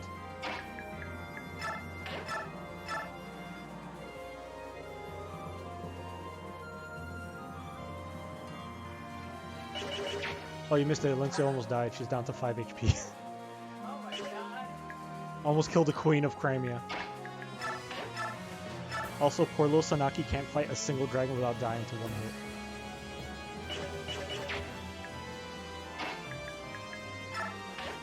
Although, fucking Peleus, he can take a hit from a dragon. That's really impressive. Also, I want to see Balbreath in action. I've never seen this spell. Oh, sorry, Peleus.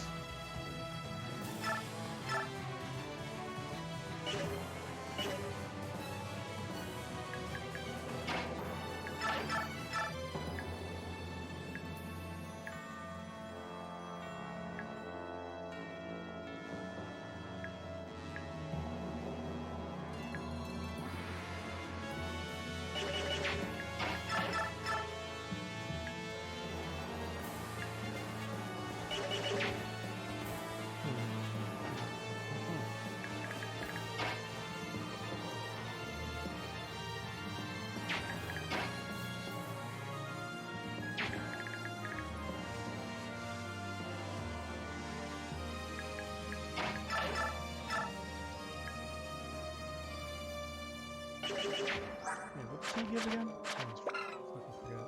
Increases defense and also his own defense. I was hoping for an extra bonus to it, like attack or some shit.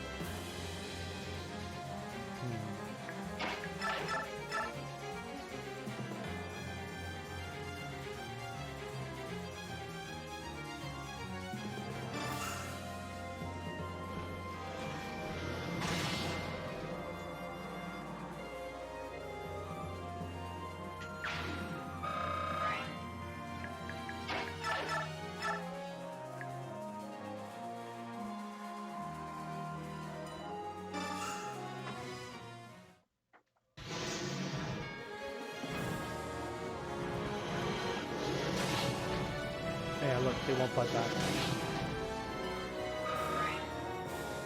So yeah, all the dragons are just programmed to not try to fight Kurth and Enna. This is a cute little touch.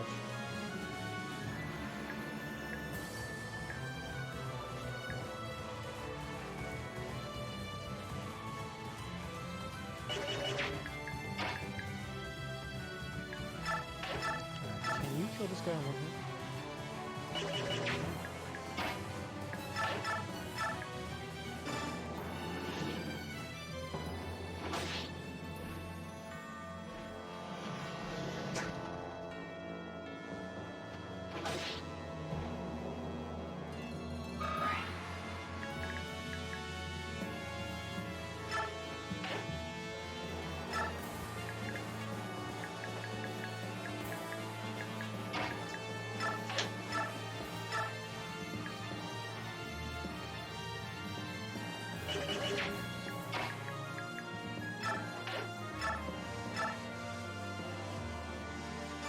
Alright, let's see it. Balbreath. The ultimate dark magic. Oh, and he landed a crit! Hell yeah.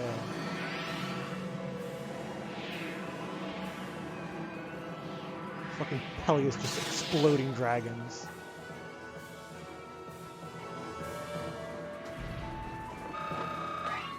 Good job, Peleus.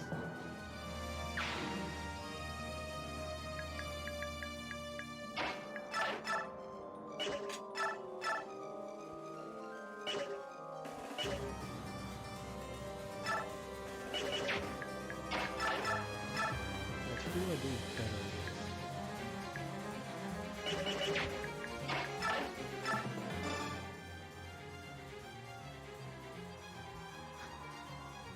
Oh, that's a cool line. Hey, King Kanagas, I'm sure your enemies are falling like wheat before a scythe.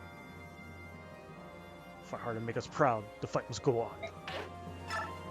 I wish you would have said something cool back, but... Goodbye. Dragon Slayer Stefan.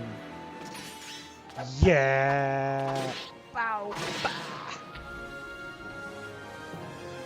He's so strong you don't even get to see all of Astra. It's supposed to be like 5 hits. And I think like the last one he does like a badass like backflip. It's fucking sick.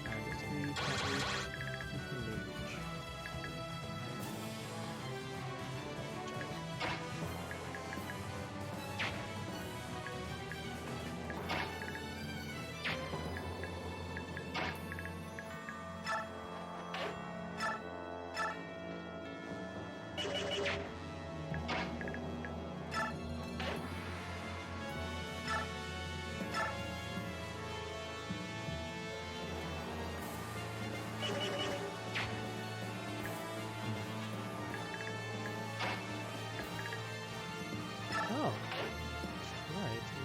I'm gonna do this.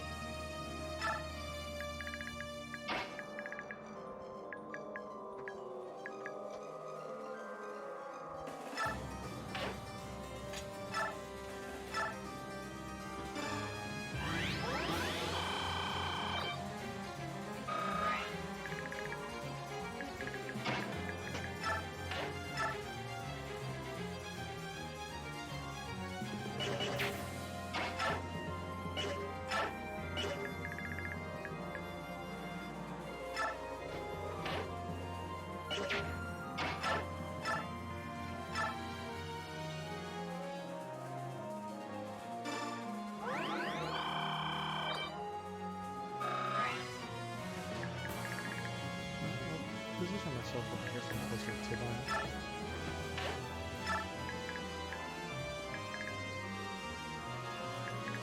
Okay.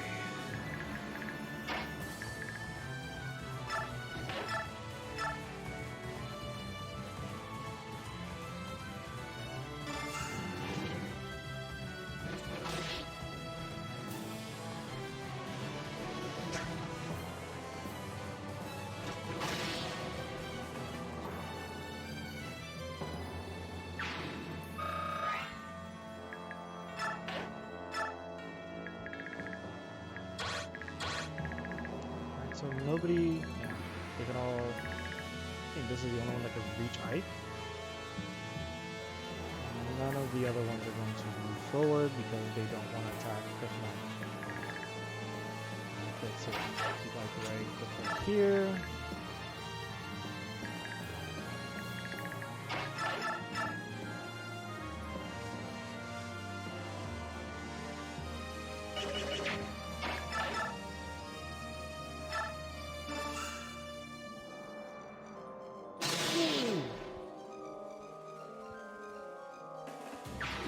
Perfect.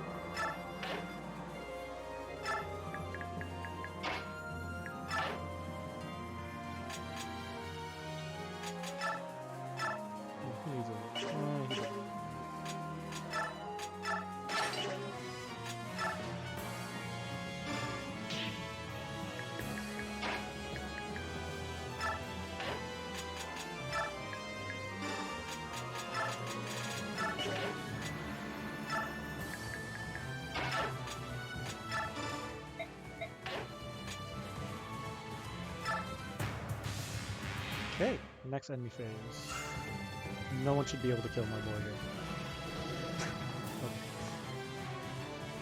I was already expecting, like, as soon as I say that, he's gonna get fucking hit and he's gonna almost die and it's gonna be fucking embarrassing, but no, we're good. Alright, the next one has to get in my face and try to kill him. Yes. Timur can finally counterattack. Oh, and he's fucking dead.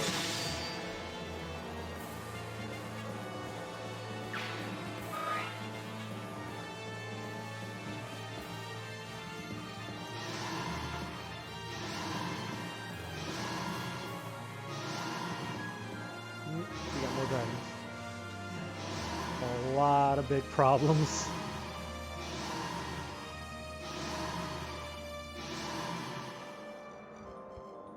Oh.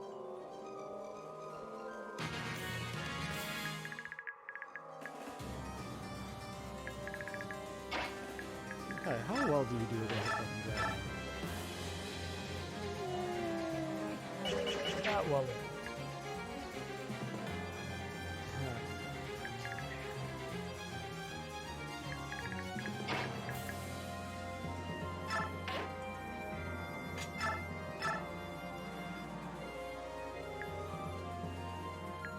Okay. Yeah, I want to see if this should heal people. Yeah,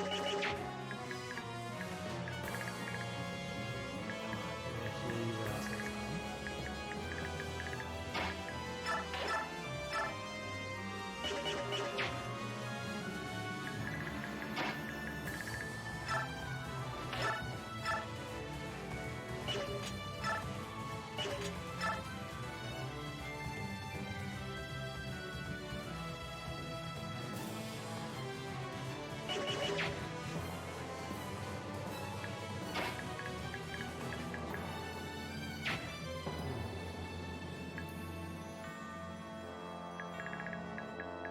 Alright, doesn't look like these three move. Or anyone that's on this altar, I think. I hope.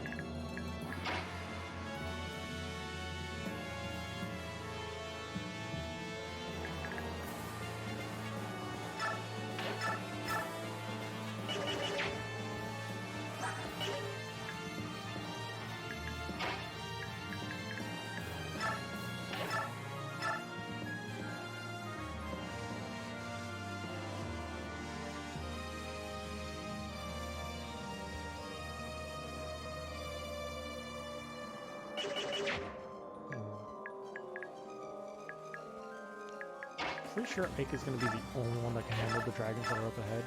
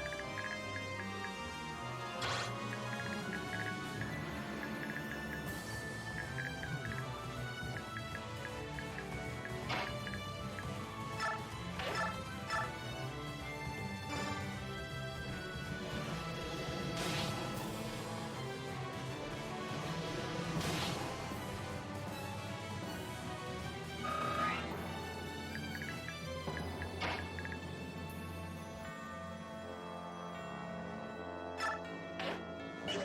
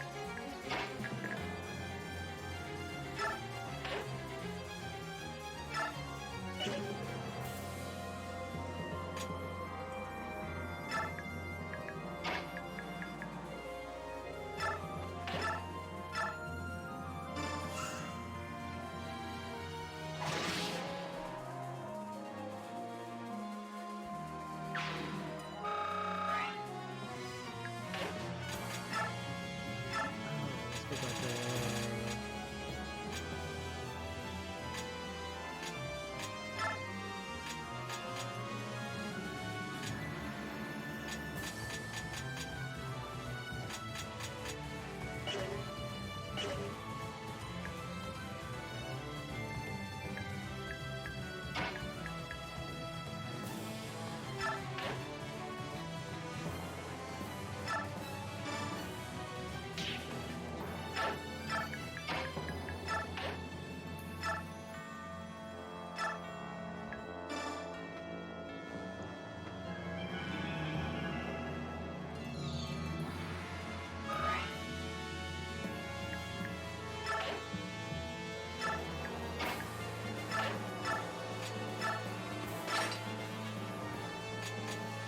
And that doesn't need to just load.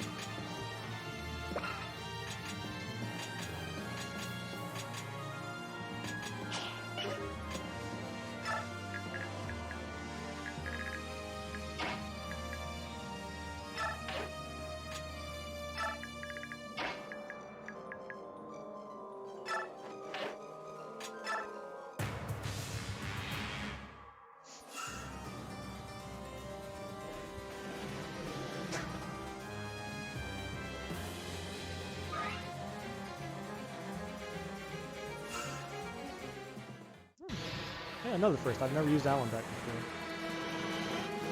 Because at this point in the game, Ike is the only one that can use it.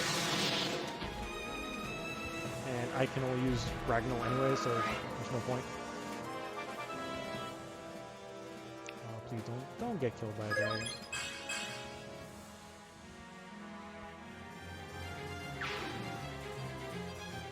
Oh no. Feel the power of Ashura's faithful.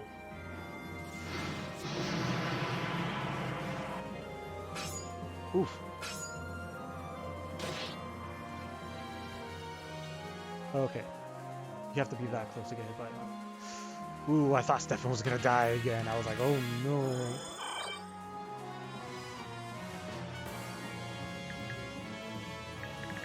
Alright, doesn't look like anyone is gonna attack me from the rear.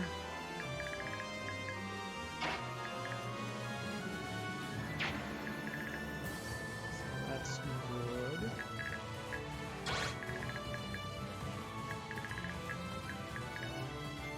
I need someone to block off this path and someone to block off this path.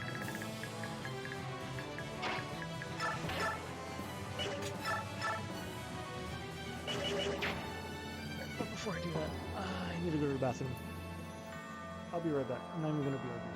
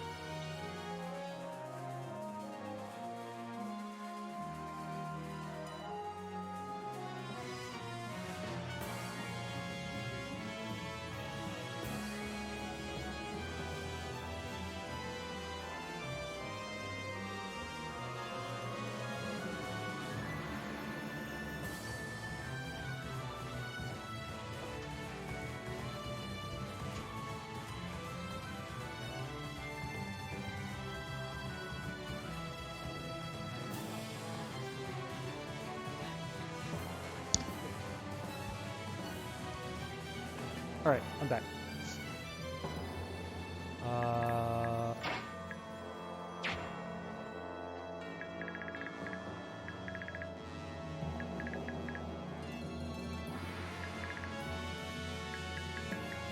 Well, we're getting close enough to Deginsia where I can fight him. I think these three don't move. I'm pretty sure of it.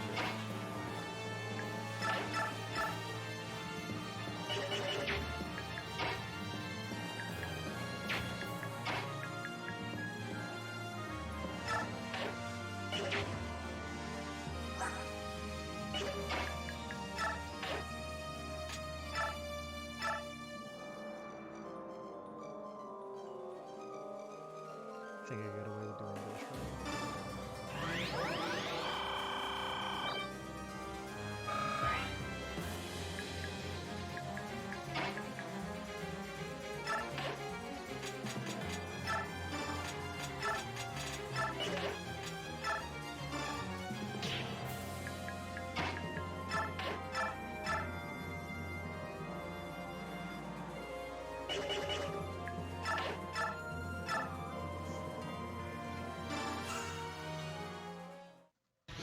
I think this is the smarter move? Question mark?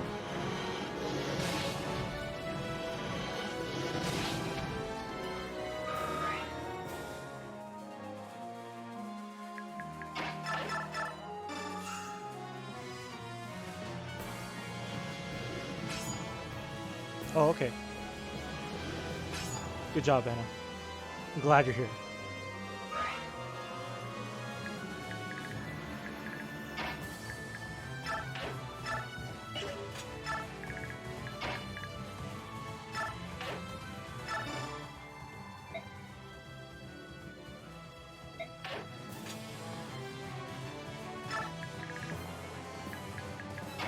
Okay.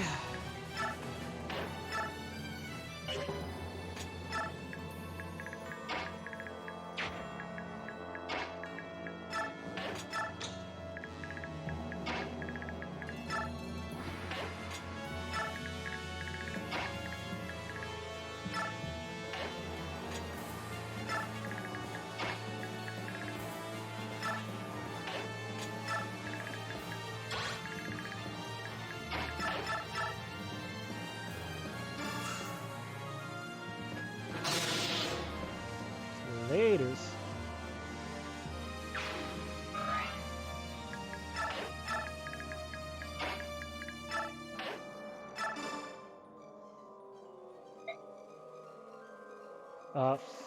Fun fact about these chapters, if I brought Nyla, the wolf lady, and I paired her up with Tibarn, all their support conversations are just them flirting with each other.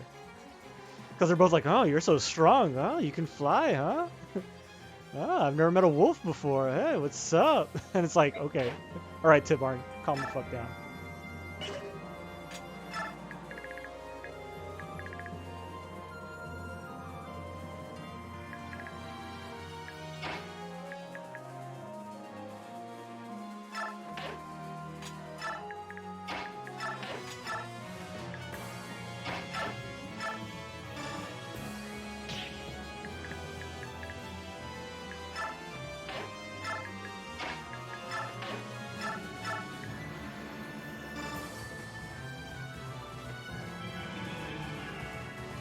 Doing this to build support conversation points, so let's see.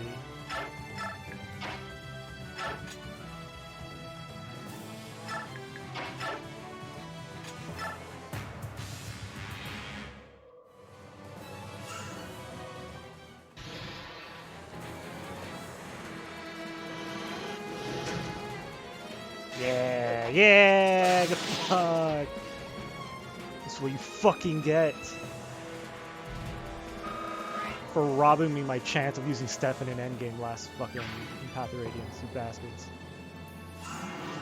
Alright, cool. So I got a fuck ton of support. I should not even get hurt. Cool. Oh!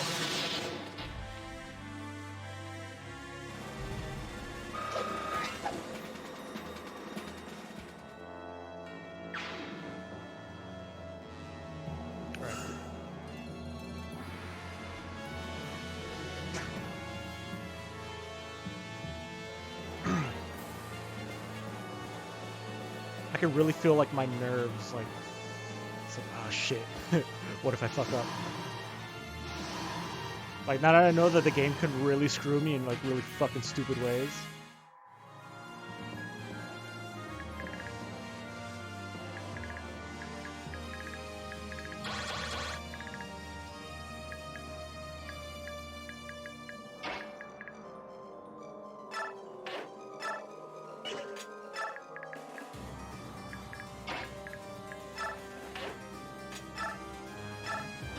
Let's just heal you back to full strength.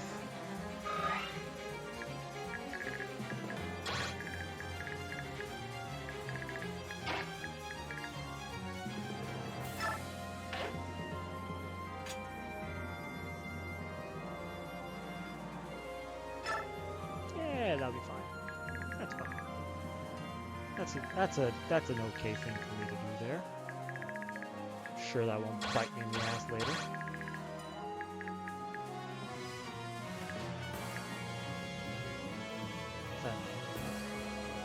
Avoid, defense, and healing? Is this a healing tile?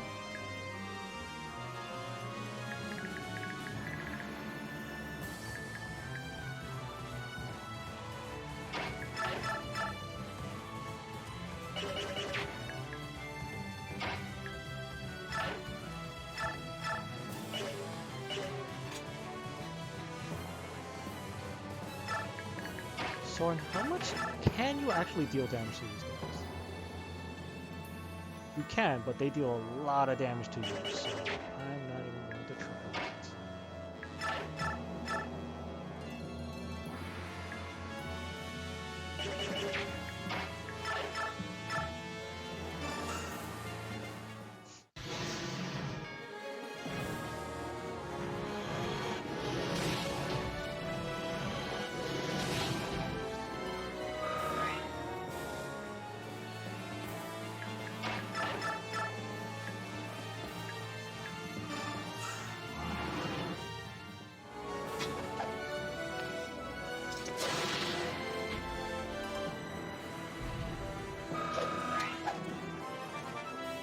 Alright, get a good level up.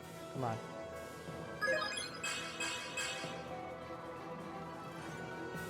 It's not good, but it's okay at least.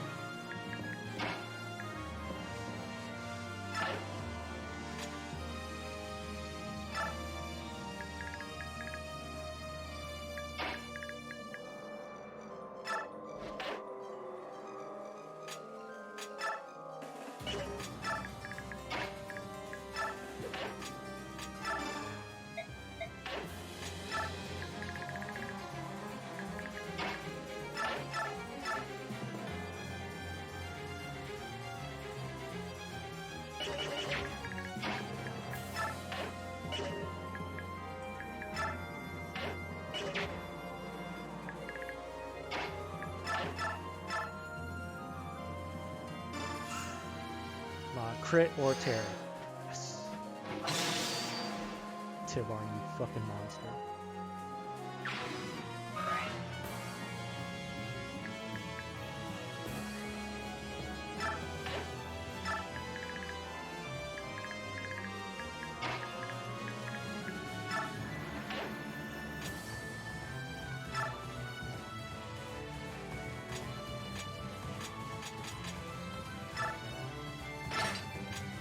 It's a shame that Irvin isn't like a ranged attack. That would have been fucking great.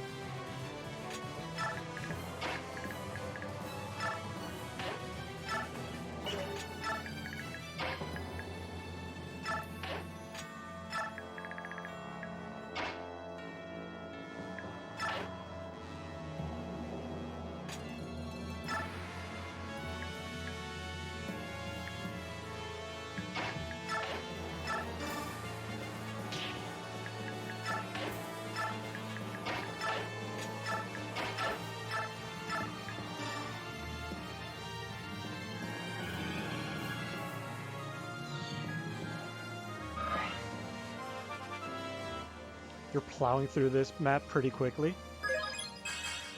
This is really slow, actually.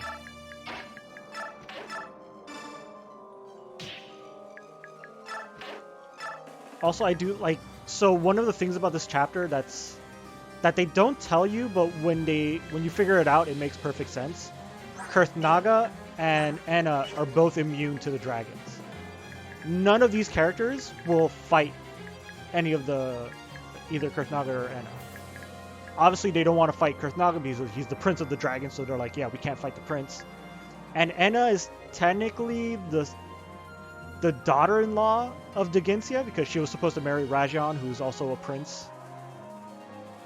So, like, these two are technically dragon royalty. So none of the dragons will fight them. They won't even retaliate. So I can have Kurthnaga run right up to Daginsia, blast him in the face with dragon breath, and Daginsia will just take it. He won't do anything back to him. But they will fight. They'll all like try to gang up on Ike, which is going to be interesting on the next turn because I think most of them reach him. But we'll see what happens. But they both have a skill. Like Night Tide gives anyone next to him extra defense and resistance, and then she has Blood Tide, which gives everyone strength and skill. So Ike is super buffed right now, and especially since Soren is right behind him, Ike should survive anything that comes his way for the next few turns. Fucking cowards. Well, it's not a coward thing. It's more of a loyalty to their prince. It's not that they're afraid to fight him. It's just that they're not willing to because it's the fucking prince. And Daginsia obviously doesn't want to kill his own son. Even though he's basically like, yeah, like, the goddess wants to judge us all. We should just do what she says. Also, this is a great level to, like, level up the dragons.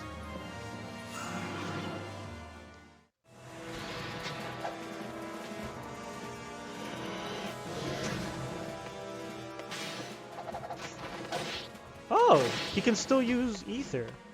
I thought he had Nile. Anyways. Fucking cowards. Fuck loyalty. Backstabbing is the name of the game. Okay. If you say so.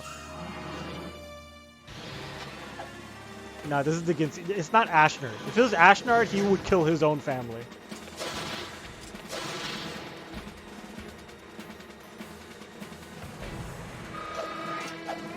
Alright, time for Ike to just level the fuck up. I could just put the controller down, to be honest.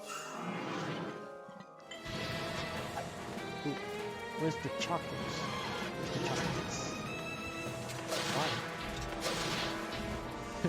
We're literally just gonna sit here and watch Ike fight a fucking army of dragons right now. Oh, just like 2 left.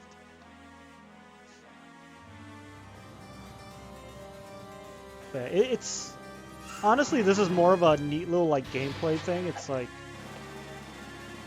because Kurthnaga and Anna are pretty weak by the time you get them, so it's like, all right, how the fuck am I gonna use them? And then you realize like, oh, none of the dragons are attacking them, and when you attack with them, they won't even retaliate. So you could just use Kurthnaga and Anna and just level them up.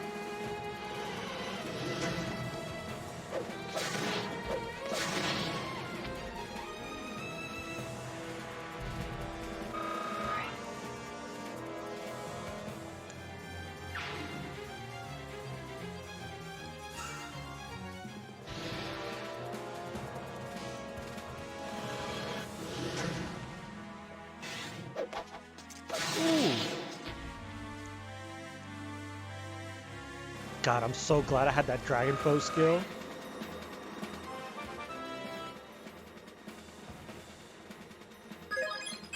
Stephanie's just wrecking, like, just fucking tearing dragon ass all over the place. What's up, pizza?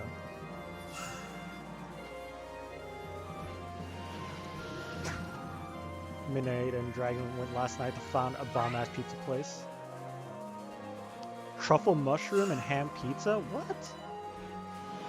That actually sounds pretty fucking badass.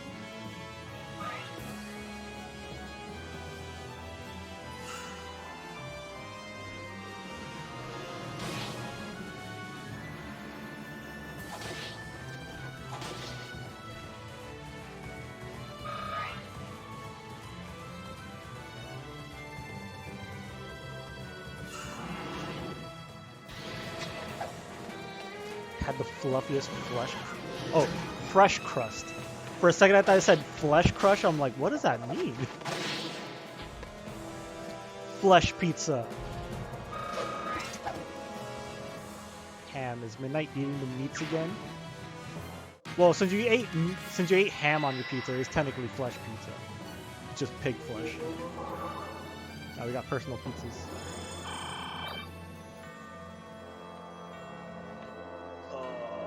Okay.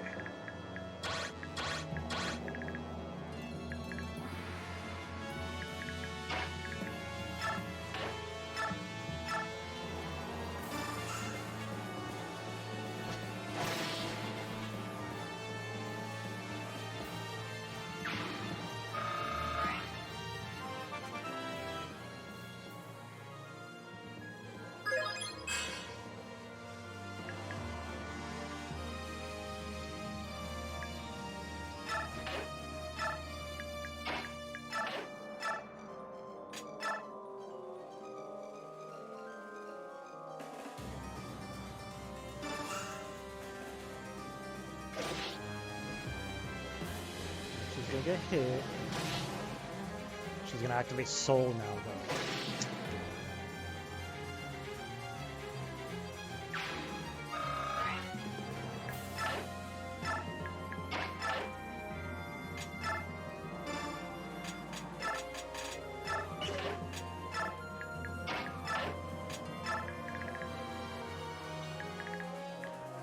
Alright, so I'm pretty much just kind of stuck chilling here.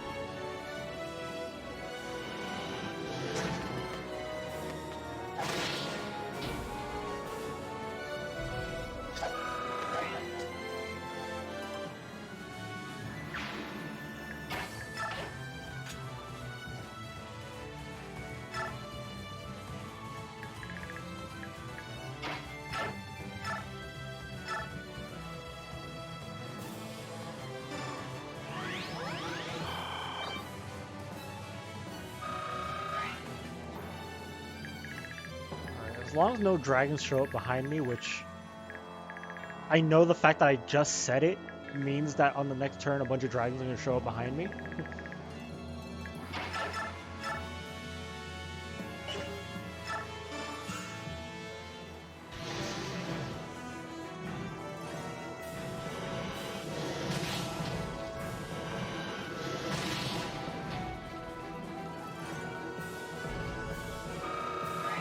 Actually not. I think no reinforcements should ever show up on this map.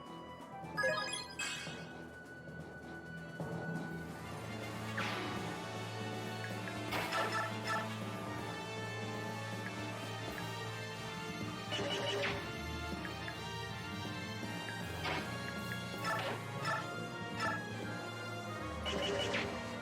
know what? I'm gonna turn on animations for Soren for a split second. Because Rex Caliber is actually really cool looking. And this kills him in one hit, so...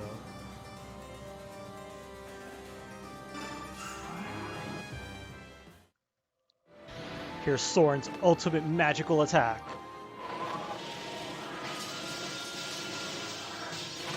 I like the fact that all the the ultra magic attacks have really cool fucking animations.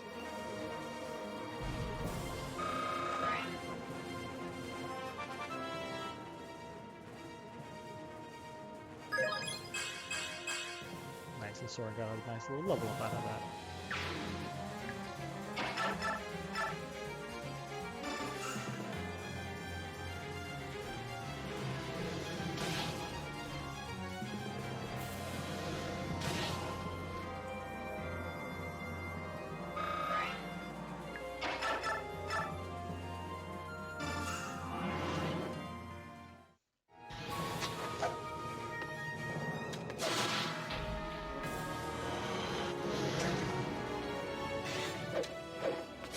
Fine. I was about to be like, ah, fuck, I didn't kill him. And, yeah.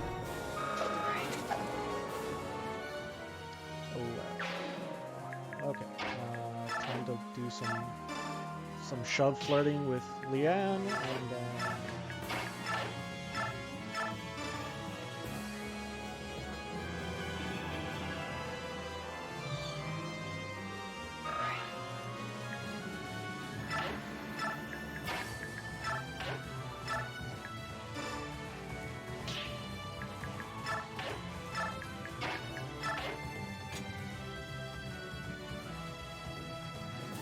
do they have impersonal pizzas? Handed, yeah.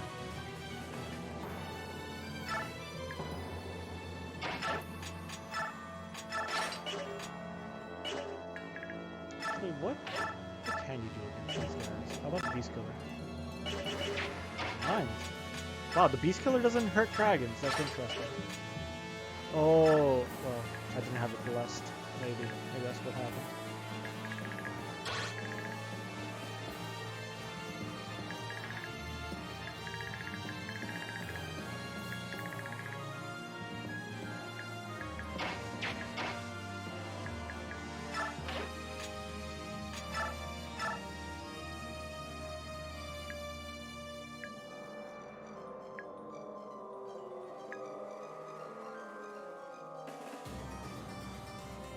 Yeah, I want to use save up those for later.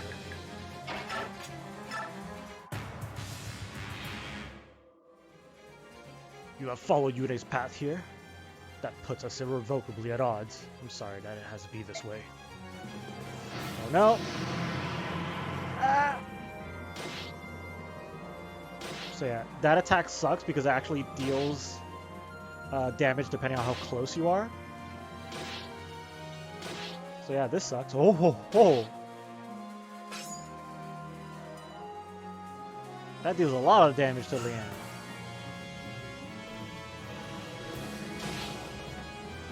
Ooh, someone actually hurt Timon.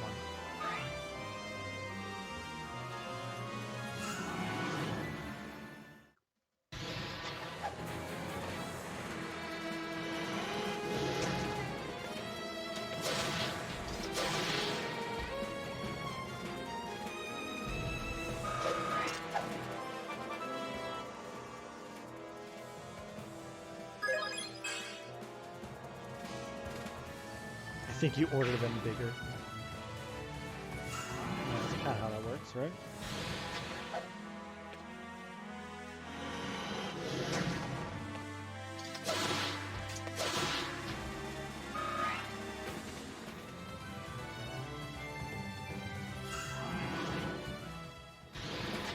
I should turn off Ike's animations, at least for a while, until I fight Vigencia directly. Oh, nice. Oh boy, this chapter is turning out to be a pain in my ass. Oh, here come more dragons.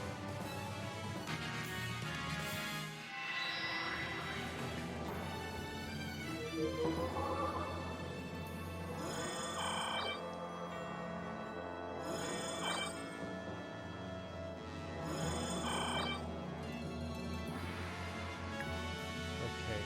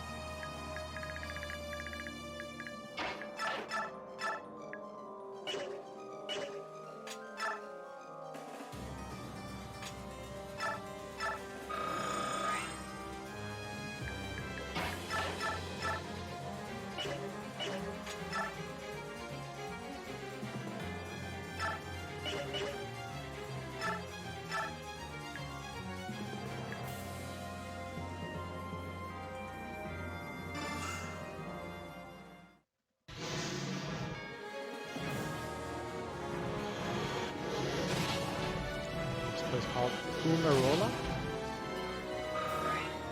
Where's it even at?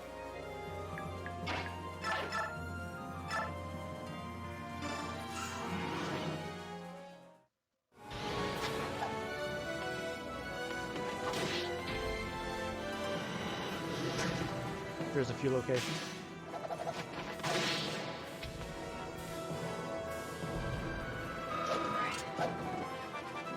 Ooh, Ike is going to be so strong by the time he fights the final boss.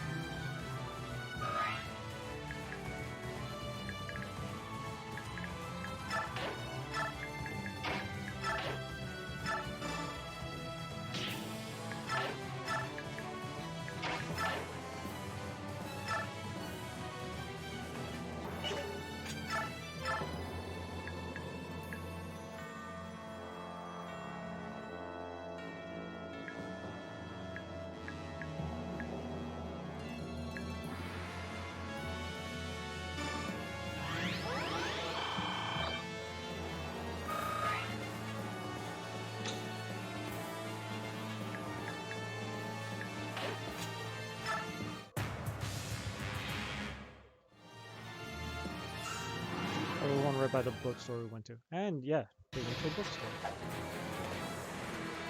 Ah, I forgot to turn off animation. Ugh.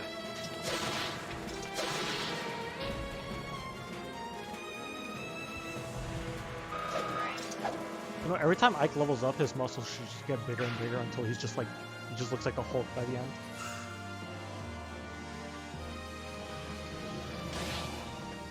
Ow.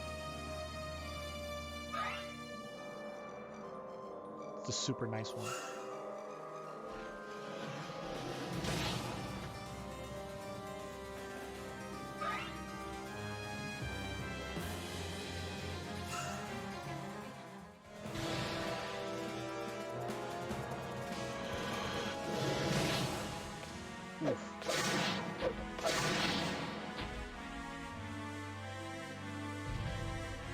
Going back to that area next weekend to see the new Wes Anderson movie.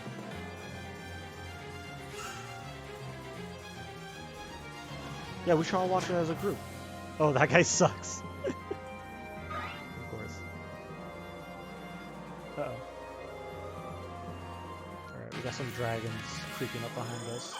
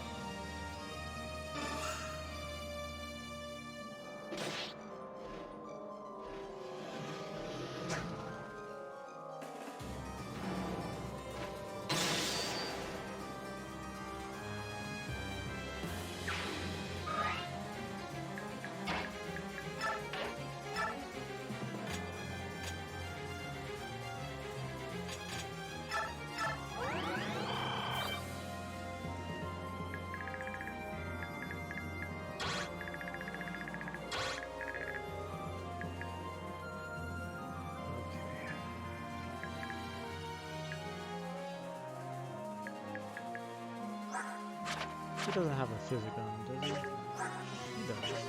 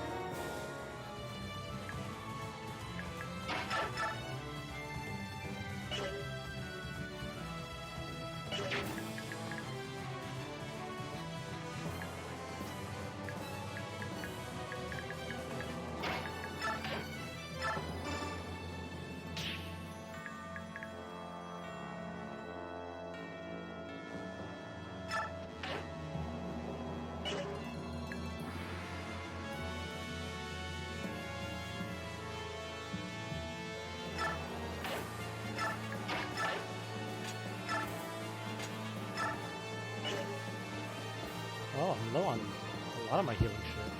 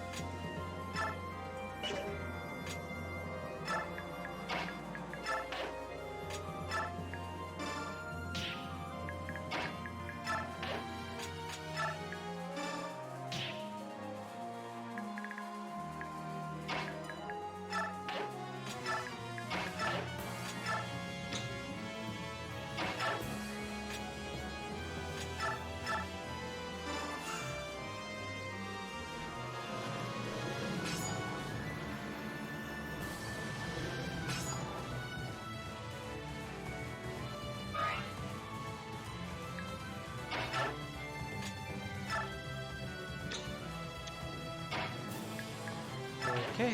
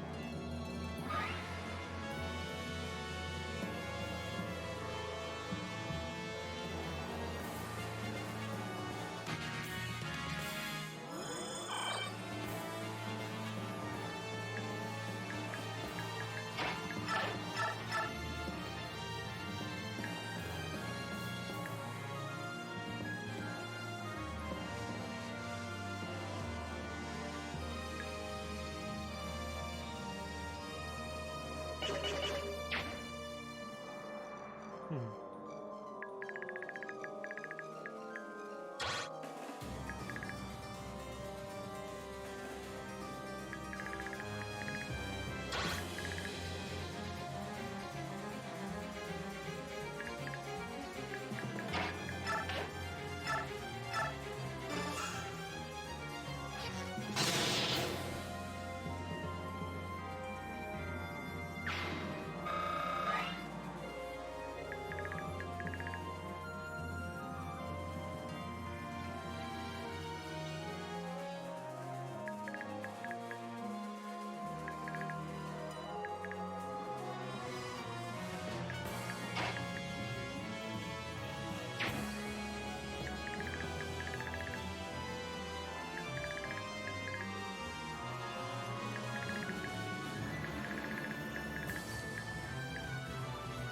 Okay.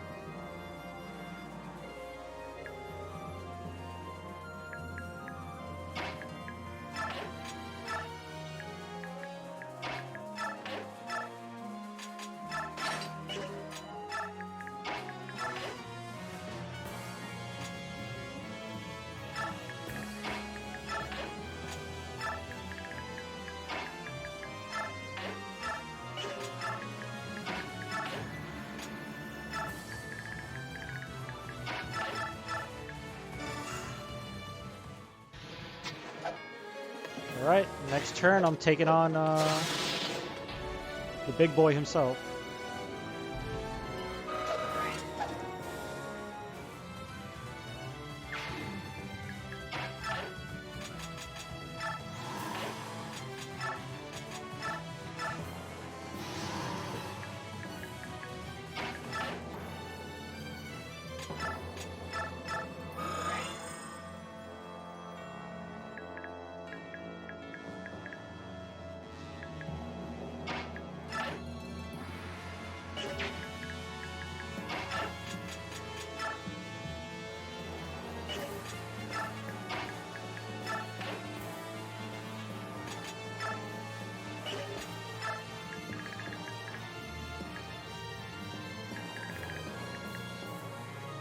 Man, I am like legit scared right now. I don't know if Dickens is gonna like crit me or do some bullshit. Like, anything can happen.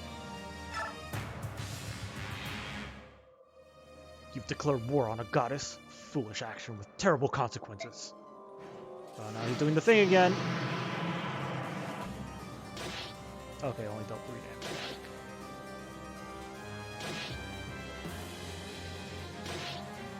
Ooh, even hit Sword.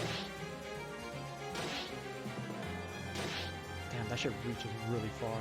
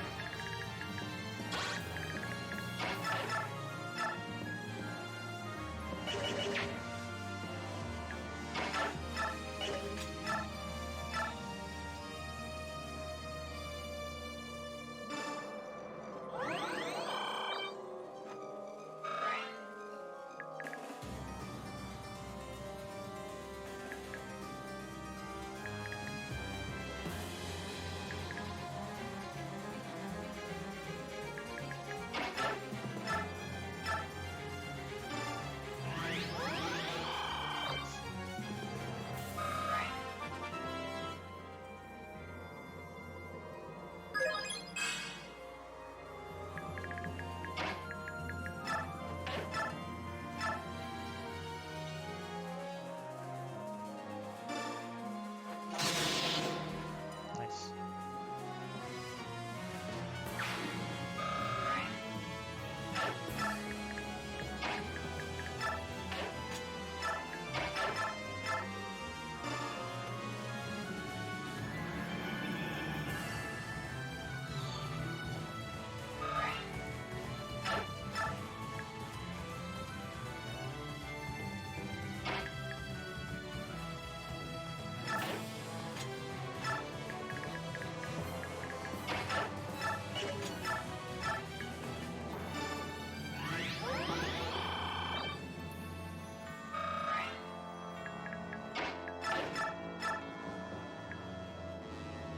Can't deal damage to anybody, but I'm just gonna do this for the sake of the conversations.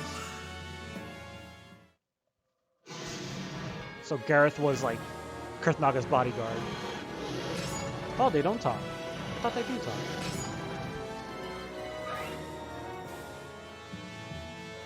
Oh, you can talk to them. I'm sorry to see that you stand with the king, grandfather. I turned on them once, and I will never do it again. Will you follow your grandfather's example? You know that I won't. I can't. I'm sorry. It's all right, my dear. You can side with the prince. Stand by your convictions. What a nice grandfather.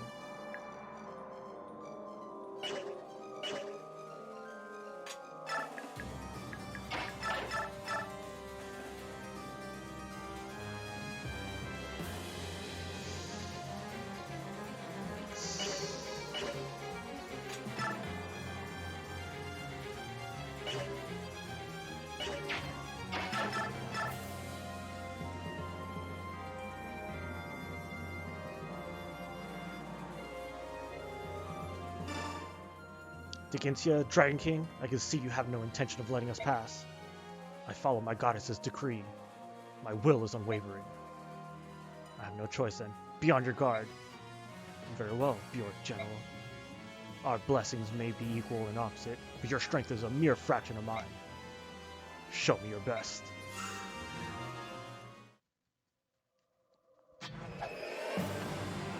Look at that big motherfucker.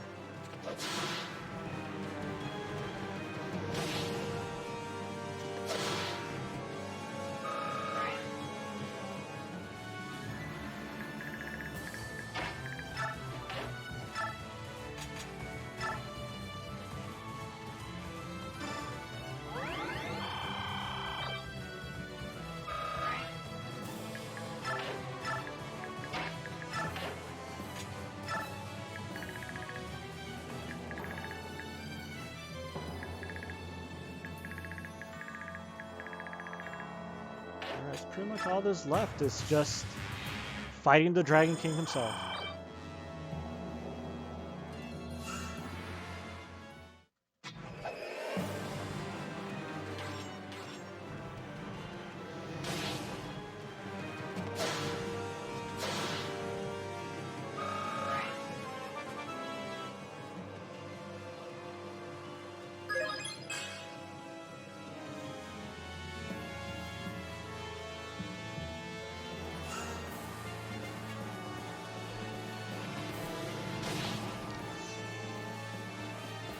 Yikes.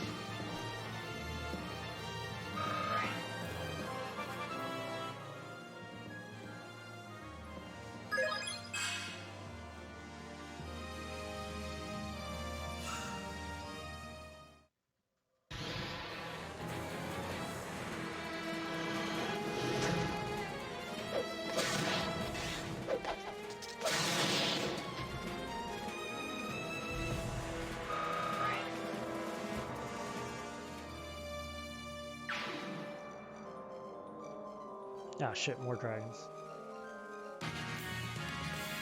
Okay.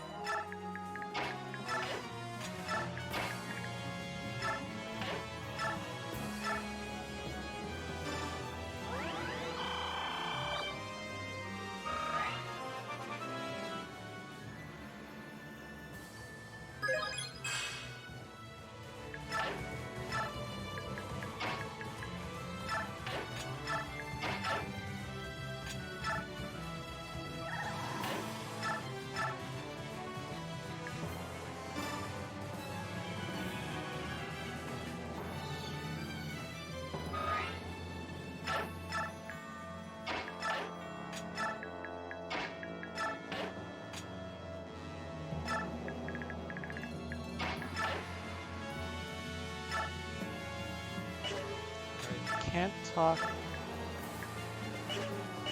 So I could talk to Gareth. Ah, I was afraid it would come to this. Squared off with the very prince I'm supposed to protect. What do? Gareth, let me pass. I need to reach my father. You're standing right next to me, you idiot. Without the king's word, I can't let that happen. Do you mean to fight me? Of course not. You know I couldn't do that. All I will do is stand here, plant my feet, and wait. Gareth, Prince Kurthnagate, it has been a privilege to serve you. I wish you all the best. Father, please think about what you're doing. Time for words is past. The only option remaining is to stop you with brute force. Why, Father, why? That is enough. No more sniveling. You, Kurthnaga, were to rule the Dragon Tribe in years to come. Show me that you would have been capable. But, yes, sure, I'll show you. I was like, alright, you're supposed to be a nice king. Show me what you can do. Look how fucking small he is. The little baby one, that's the prince. He's supposed to be a giant dragon.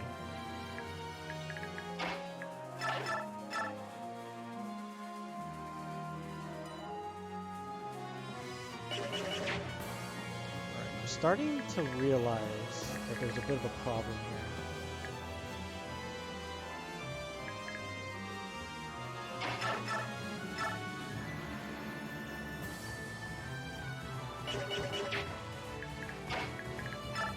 Alright, Soren, can you even hurt this guy? 8 damage? Alright,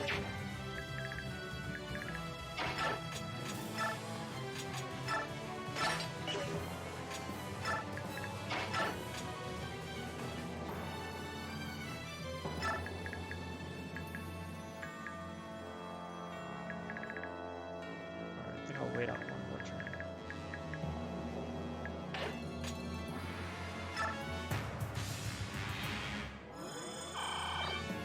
Yeah, because I'm not gonna kill this guy.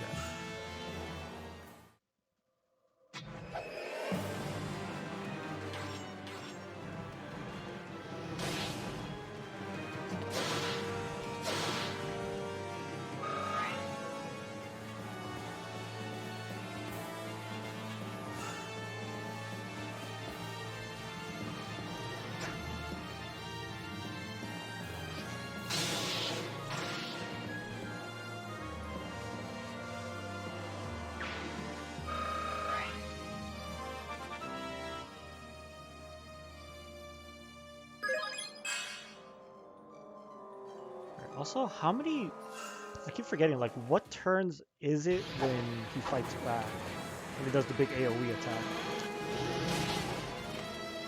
Well, he attacked me, so he's not going to do the AoE attack. Also, oh shit.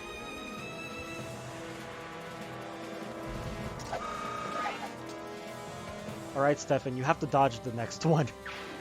Okay. Please don't do this to me. I don't want to lose him again. Not like this. Yes! Dragon Slayer Stefan is still on the run.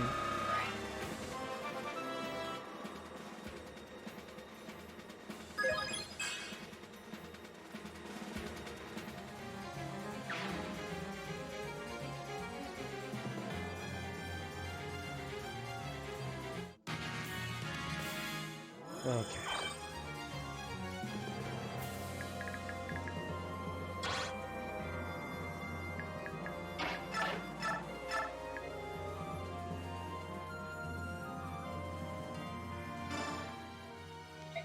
Your Majesty, come now, enough. Fight. I'm sorry, I can't. I may have turned my back on my king and left my own country, but I still belong to the Dragon Tribe. I wouldn't dare attack my own king. I couldn't. Then as your king, I order you to fight for Kurthnaga's life. My king, you and he need each other. You are different from other dragons. Very well, Your Majesty.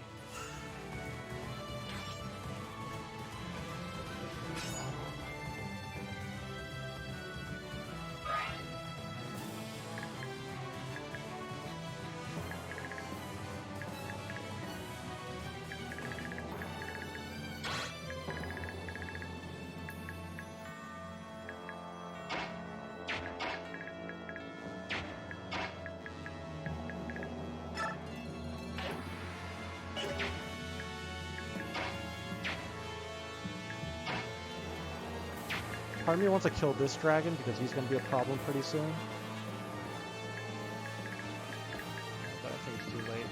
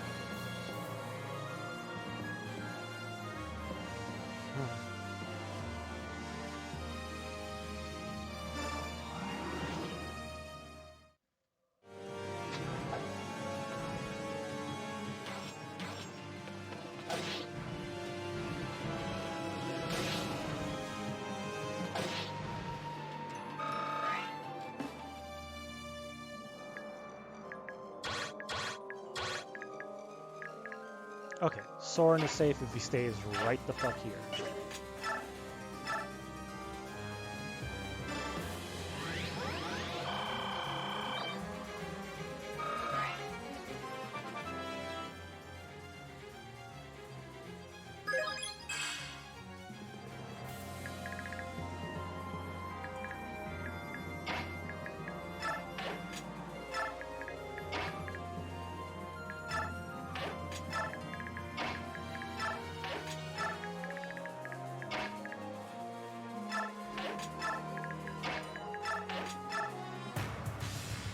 This fight is turning into quite the shit show. What the hell did... What? Uh-oh. Feel the power of Ashura's faithful. Oh no.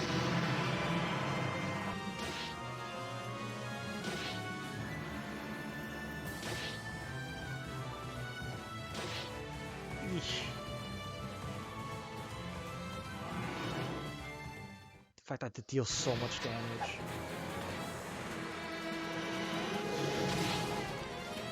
Of course you get hit. You've dodged every other dragon attack, and then you get hit by that one. Luckily, Ike already had enough fucking health to deal with it. Fuck.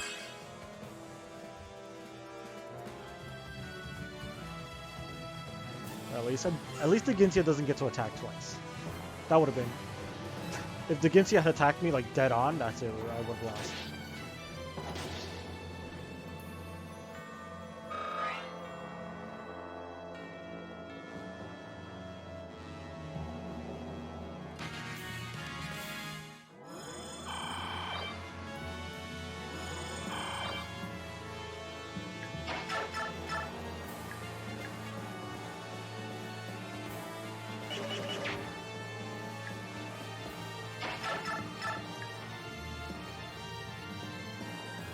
fuck? Why is this dragon so much stronger than the other ones?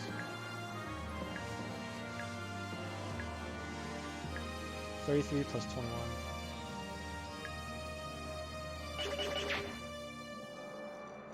Okay, I need Ike to be at full health.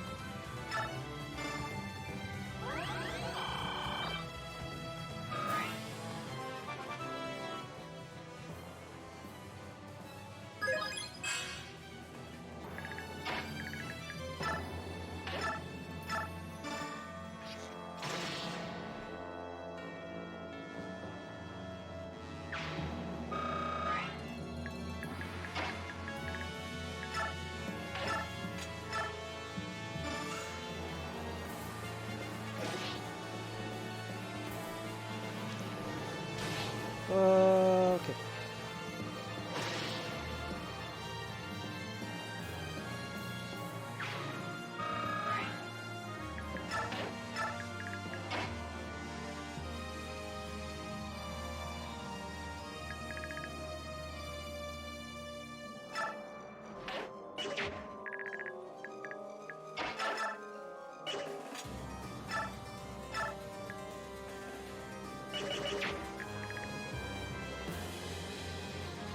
Oh, that's not good.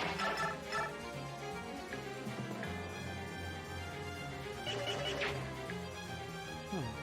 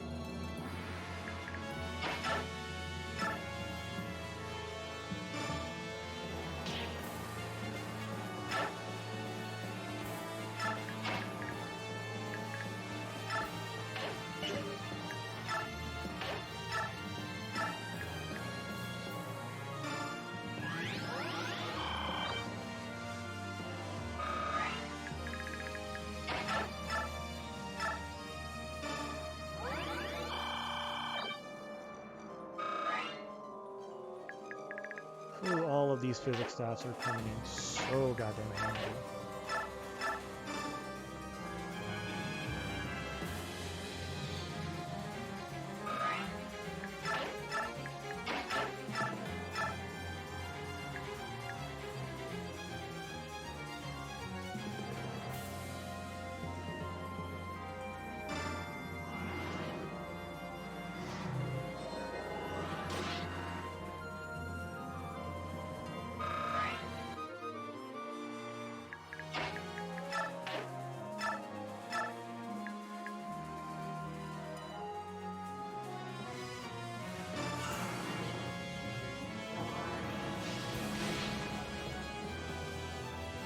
Alright, I wanted to save those for for the next fight, but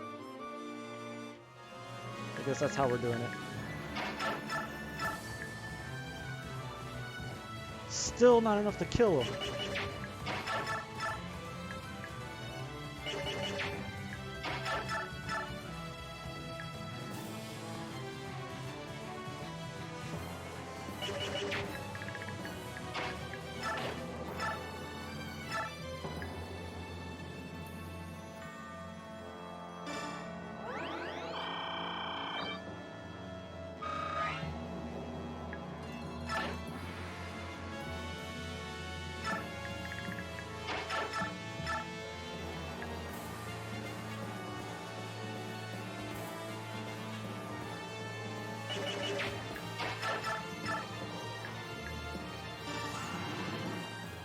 Not that this is gonna do anything, but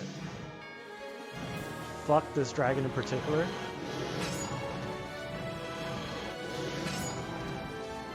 God, if I can only deal 1 damage to him. Because now I'm gonna take 33 on the next turn from him, and I would have taken 21 from this attack. Unless I crit. Oh, because he's standing next to the Ginsia. Does Ginsia have the skill that buffs guys that are next to him? Oh, he dodged it.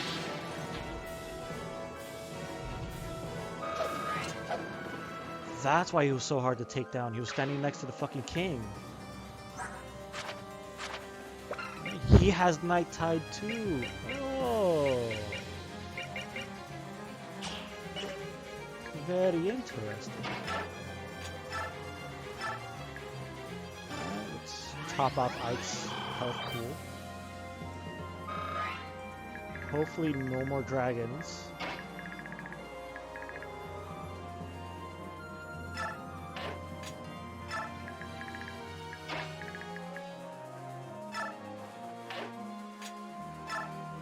Oh, there's this asshole.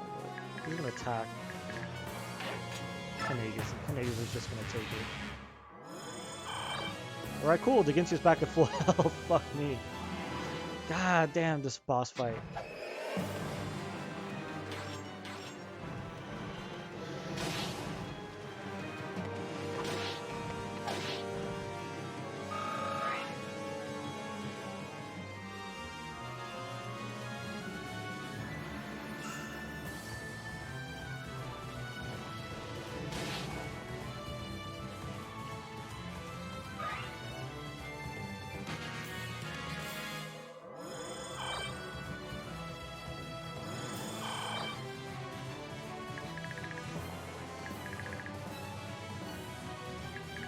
Boss fight's gonna give me a goddamn hernia.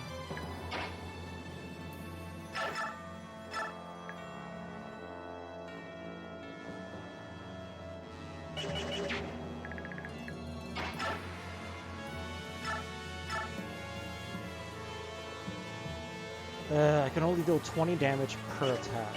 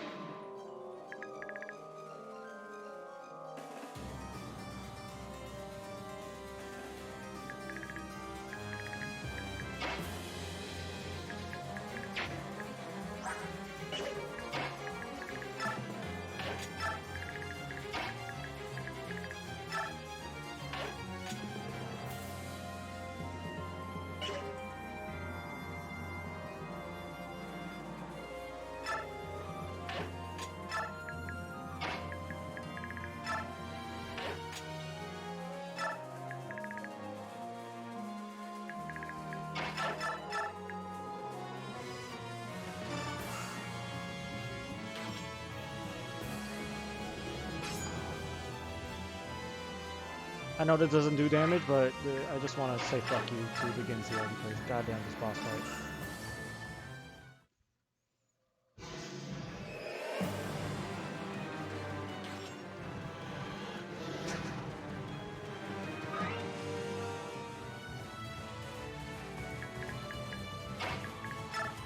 Soaring King. Absolutely fucking not.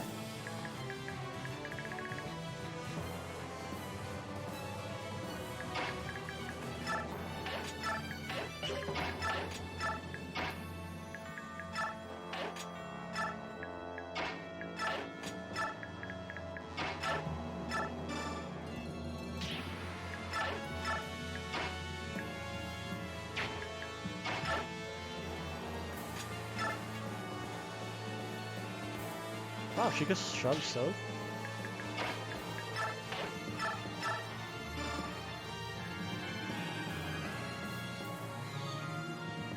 Alright, so I don't know if beating the game today is going to be a thing.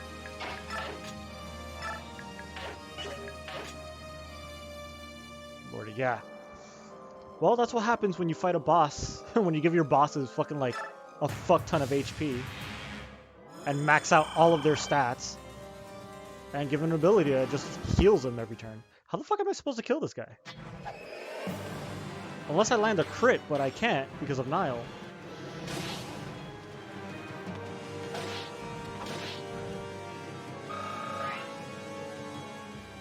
And I can't attack him more than once per turn. Yeah, what the fuck am I supposed to do here?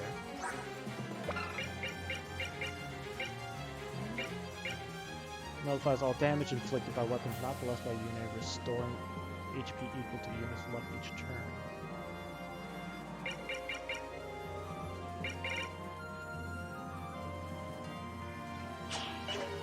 I haven't attacked him with anything that isn't a blessed weapon.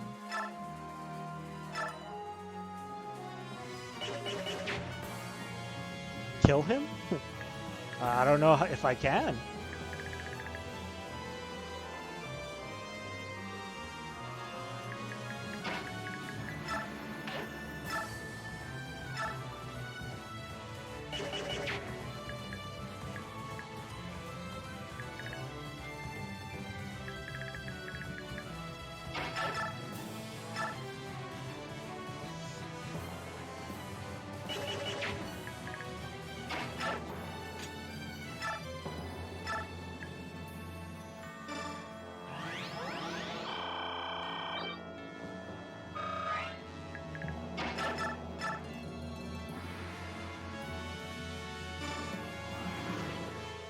At least... Alright, I might be able to do this. I can attack him twice per turn.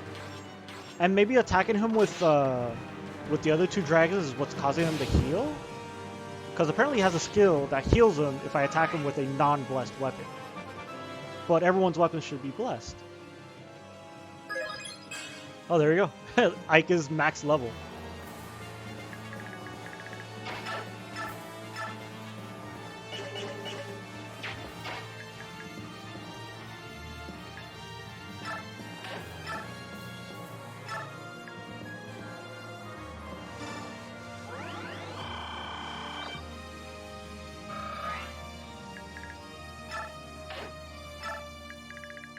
Okay.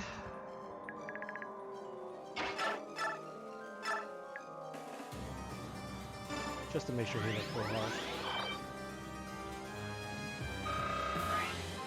And also to give Makai a fuck ton of experience points.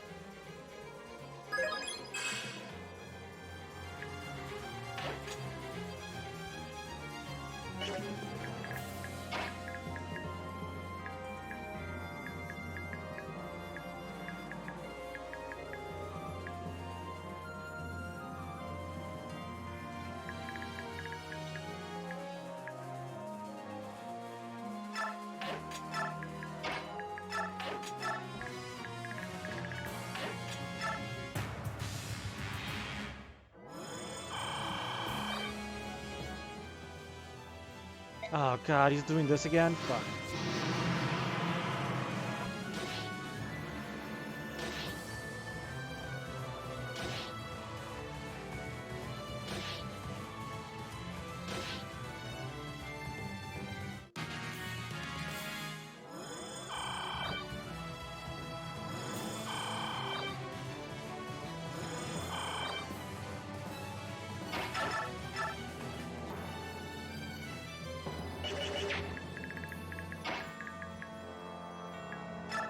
shit on.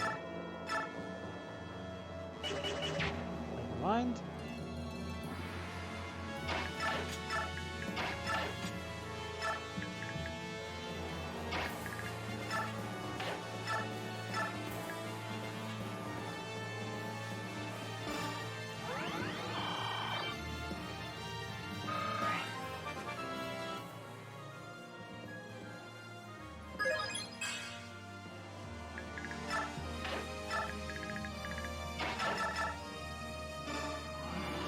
God, this is getting ridiculous. Just hit him harder. Just keep hitting. Well, I'm hitting him as hard as I fucking can.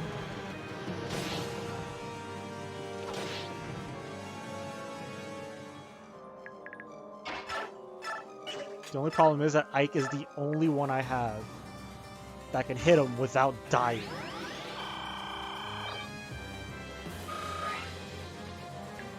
So I'm at a bit of an impasse here.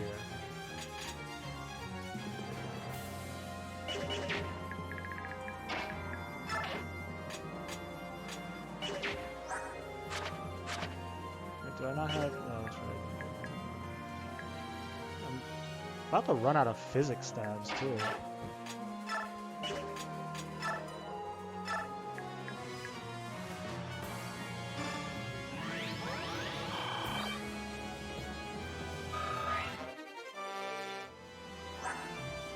Makes me wonder how things are gonna play out when I eventually fight the final boss.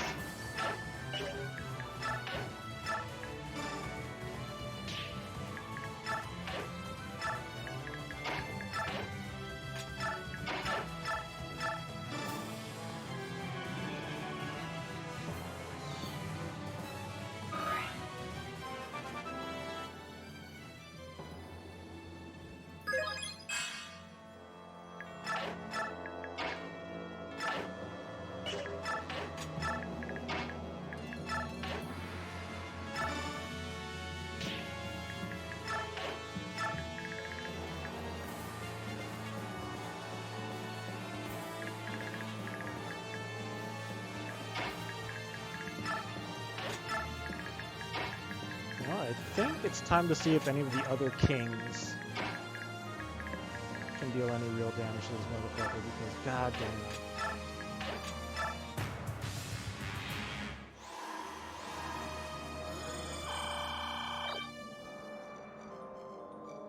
What the fuck?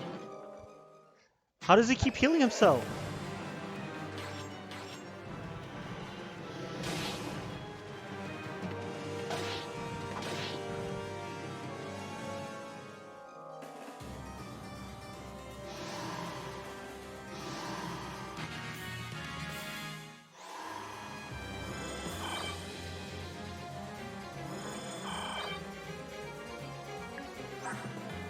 Alright, what's healing you?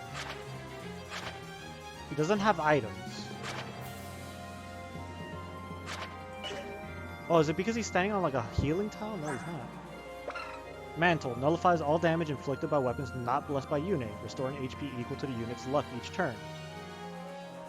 Now, is the luck thing separate from him taking damage from non-blessed weapons?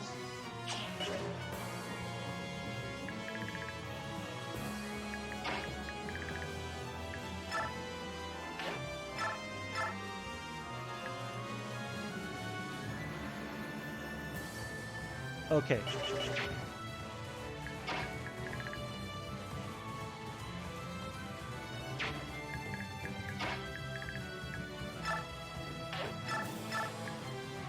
Okay, now we got something. Okay, now we got something going on here.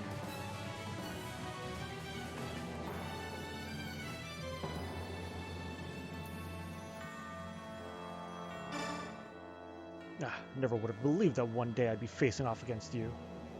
Life sure is funny sometimes. Even you, Tibarn, don't make me kill you. You haven't got the chance. Don't be so sure about that. You just might be surprised. Besides, got a lot to answer for, Dickensia. You'll finally pay for the price of all those years of inaction and indifference as your kin were butchered and enslaved. You short-sighted fool. You still don't understand. Alright, I'm waiting. Show me what you've got.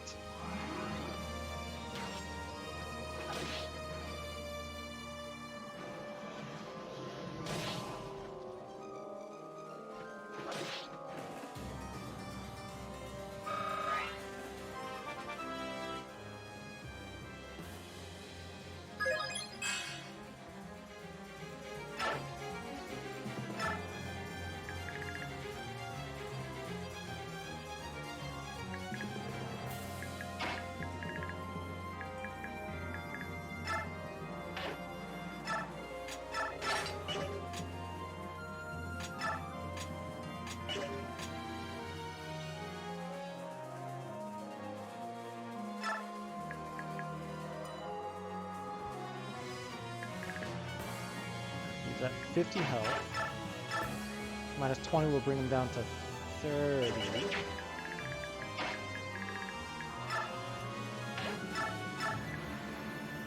16 times 2. That's enough to kill him. Alright, we did it.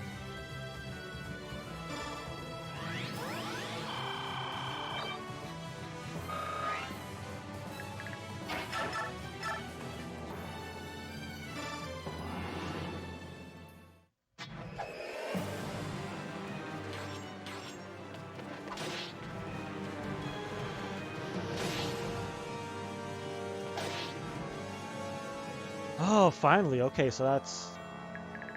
I did have other characters that were strong enough to actually hurt him.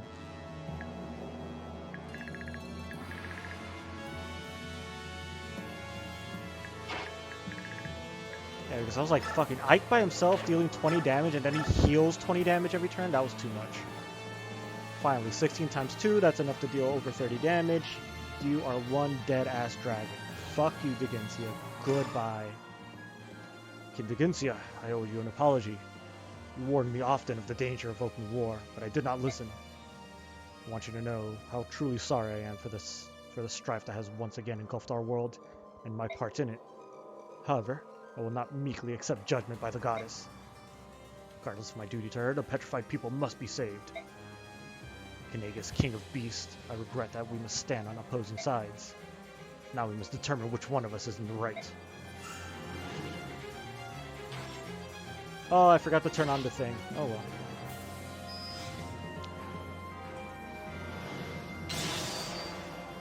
Oh! Oh! I thought I was gonna have to watch Mufasa die again. We almost had a Mufasa moment. Oh yeah, I found out that that the Hawk King and the as you walked out, I figured out that the Hawk King and the Lion King can deal a decent amount of damage, and Ike isn't the only one that can kill him. And obviously dealing 20 damage and having him heal 30 damage every turn was not working. So I was like, okay, Tibarn and Kanagas attack him. Kanagas attacked him, and then Digensia activated his special ability that deals like 5 times damage, and I was like, oh no. But he survived it. Kanagas just took the hit and was like, alright, fuck you. Whoo! That was so close. I thought Kanagas was gonna die.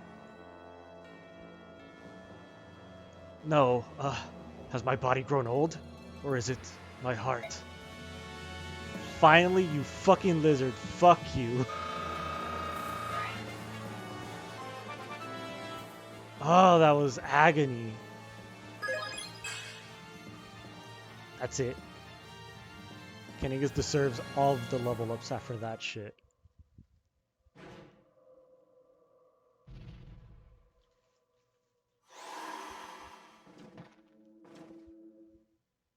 Oh, that was legit fear. I was like, oh no. Out of all the characters to lose, losing fucking Kanagas would have sucked so hard. Well done. You have beaten me. Father! Don't lose your head now, boy.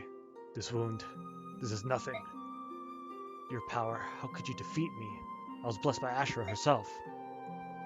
I gave them my blessings. Yune, is that you? That war long ago. I'm so sorry. You were right to fight against me. I was young and immature. The Great Flood was a result of my unchecked emotions. You don't have to apologize, Yune. I always knew that you weren't actually evil. You were just too powerful. So why did you choose Ashura again? I'd hoped that this time you would join me to help protect the people. I'm sorry, Yune, but I've done worse to you. Long ago, we made a vow before the goddess Ashura herself. We vowed that we, the Laguz and Bjork, would never commit the same genocidal sins. We didn't keep our promise, and for that reason I was committed to accepting my just punishment. Silly stubborn old scalebag. You just didn't know when to quit. You need to lighten up a bit. To convince the Laguz kings to follow my example, I rewrote history, hid my tracks, and declared you a dark god. All I ever wanted was to avoid conflict. Please, forgive me. Don't worry about it, Digencia. I caused enough trouble for you, so I'll forgive you just this once. I'm pleased to hear that. Gareth, gather our survivors. Krethnaga is the commander from now on. Understood, sir. Nasir, you followed your sovereign very far for having once left your country in disgust. I give you my sincerest thanks. No, my lord, unaware of my own king's true nature, I did what I thought had to be done. I apologize. Enna, I would like to tell you only that I wish you the greatest happiness in life. Thank you, sire. Now then, Krethnaga, get these men moving. I will remain here, for I cannot move. Yes, father, we will stop Ashura. Wait here for our return. We will be back. Yes, my son, I'll be waiting. Wholesome. We must save them. Even now, as we speak, countless Lagos slaves endure Binyan chains. They suffer terribly. We have done all that we will do. Yo, that's Digencia's voice? Admonitions and censures change nothing. Now is the time for the dragon tribes to use their strength to save the oppressed Lagos. Goldoa does not interfere with the outside world. As king of dragons, I will not allow my people to fan the flames of war. Conflict on the scale you describe will wake the goddess and call down her judgment upon us all. This is the path to destruction. 1,000 years. That is how long we swore to the goddess that there would be no war. Have you forgotten our covenant? Amazing voice acting. Of course not. Yet there are Lagos who are treated as less than livestock. I cannot believe that this is what the goddess wants. Goldoa will not move. This decree stands from the time our nations were formed. The goddess has not yet slept 150 years. Would you see the Laguz and Bjork destroyed? Would you see all of Tilius awash in blood? No.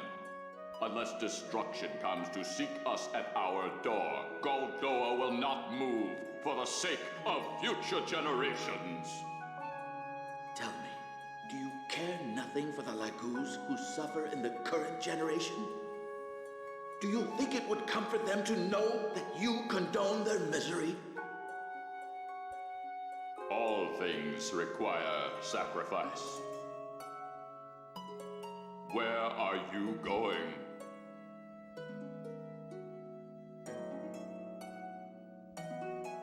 To Binyan. I will find a solution without you. You who have lost your birthright? All you will accomplish is your own destruction. Hold! Hold, I say! God. At least Sephiron's trying, but Digencia's voice acting, holy shit.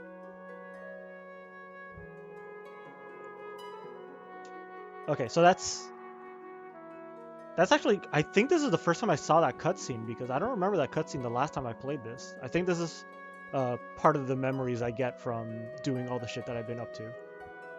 But yeah, that was Sephiron, well, Lairon, who, after he lost his Laguz powers, he went to live in Goldoa. And Digencia's like, look, why?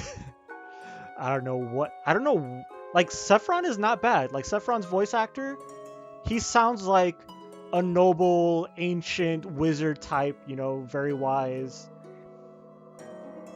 I guess Goldoa, like, for Digencia, like, whoever was directing that voice actor was just like, you have to sound like an old dragon. It's like, alright, yeah, but, like, am I supposed to sound, like, upset, sad, like, whatever? Like, no, you're an old dragon. That's it. Just go. I am an old dragon king, blah, blah, blah. It's like, so... Like, his voice doesn't sound bad. It's just, like, he clearly didn't get, like, correct direction into like how he should express his emotions during that scene.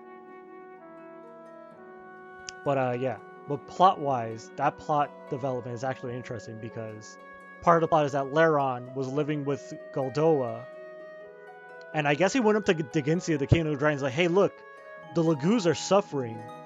They've been enslaved by the Bjork. We need to do something about it. It's fucked up. And Digensia's like, no, we can't start a war because if I start a war, the god of chaos will awaken and it will be the end of the world. And the dragons are too powerful. If we get involved in this war, it's over. It's fucking done.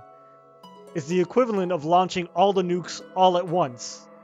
Like, we can't do that. It will just cause more problems than it will solve. And Laron's, well, fuck you, I'm going to Benyon on my own to solve this problem by myself. Which is why he ended up in Benyon under the name Sephron. And he tried to, like, you know, basically help Benyon stop being a bunch of racist pieces of shit. But yeah, Digensia's like, no, we won't fight. We can't fight. If we get involved in this fight, it will just cause more problems. And sure enough, not fighting led to there being more problems anyway, so good job, you old bald fuck. And also, he confessed that he's the reason why history was rewritten, and why Yune was labeled a dark god, and why I'm pretty sure he's part of the reason why the Laguz and Bjork were thought to, like, it being bad that they intermingle. So he's like, look, the Laguz and Bjork, they have to be separate. Like, we can't let them intermingle because they'll just fight. So I'm just going to convince everyone that the Laguz and Bjork are just, it's against the goddess's will for them to be together. So they just have to live separately. And in causing that separation, it just caused them to fight even more. Who would have thought? But yeah, we're getting so much lore. That's why I love this game. This game actually fills in a lot of the lore plots that we didn't get in the previous game, and it really fleshes out the world quite a lot. But yeah, poor Digensia. My queen, Rajian. I will join you soon. Also, we never meet the queen of the dragons. My lovely Almeida. Cherish life. And he's dead.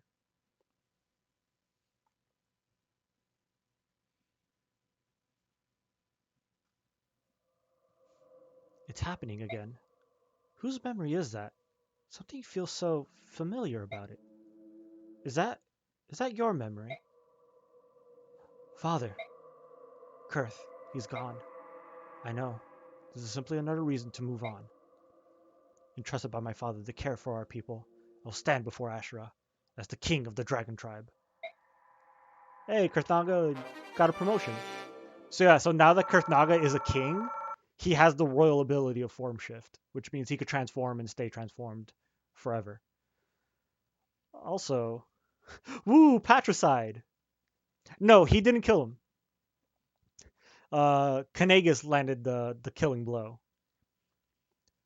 Shit, Kurthnaga couldn't even deal any damage to him at all, so.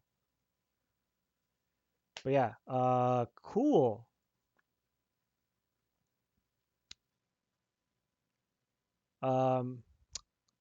So I said I was gonna beat this game today, but since it took me 3.5 hours to beat just one level, I'm pretty sure that's not gonna happen anymore.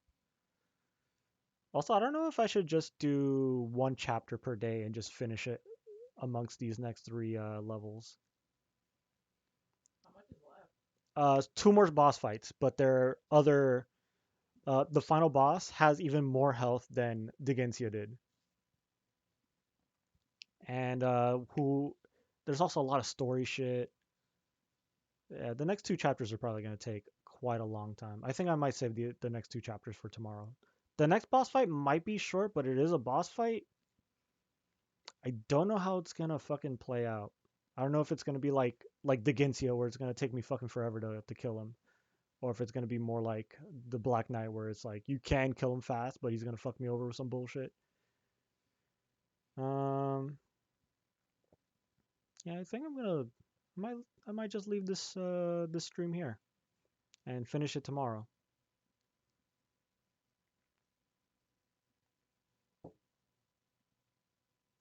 you up to? Stickers.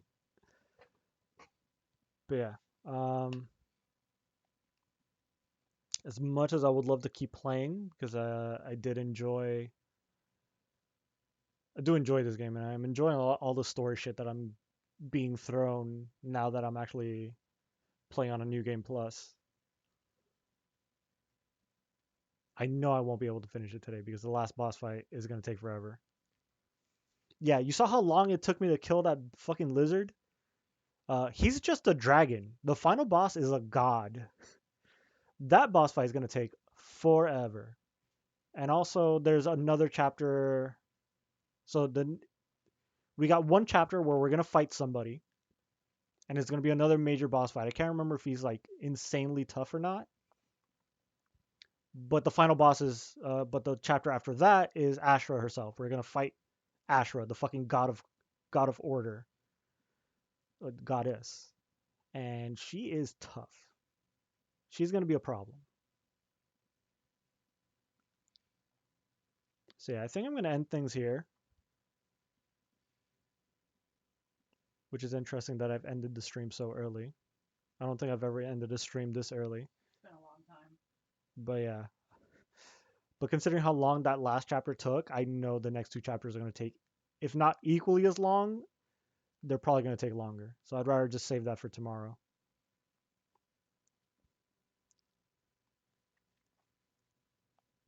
It'll be easy. No, it won't. I thought Digensia was going to be easy. To show how, like, I'm playing on hard mode, right? Well, normal mode.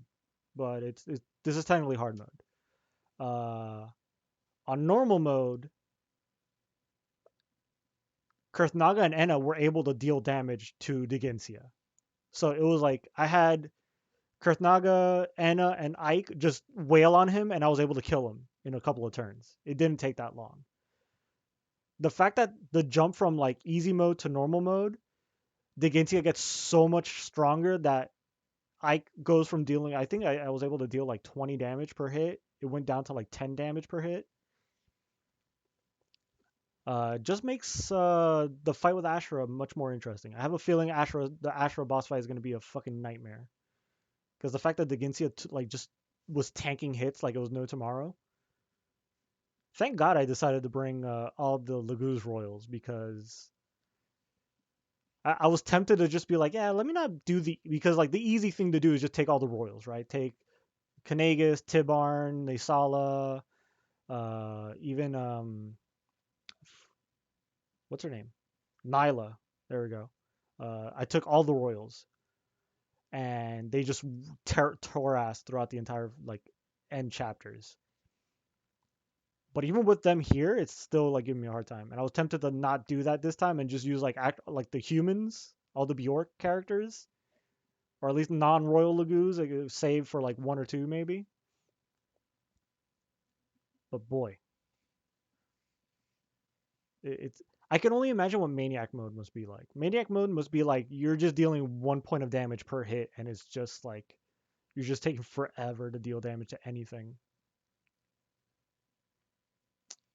But yeah, I'm gonna cut the stream here, cause I don't want to stream till like fucking 4 in the morning just trying to beat the final boss, cause I have a feeling that's what would happen if I keep streaming. So yeah, good night, peoples.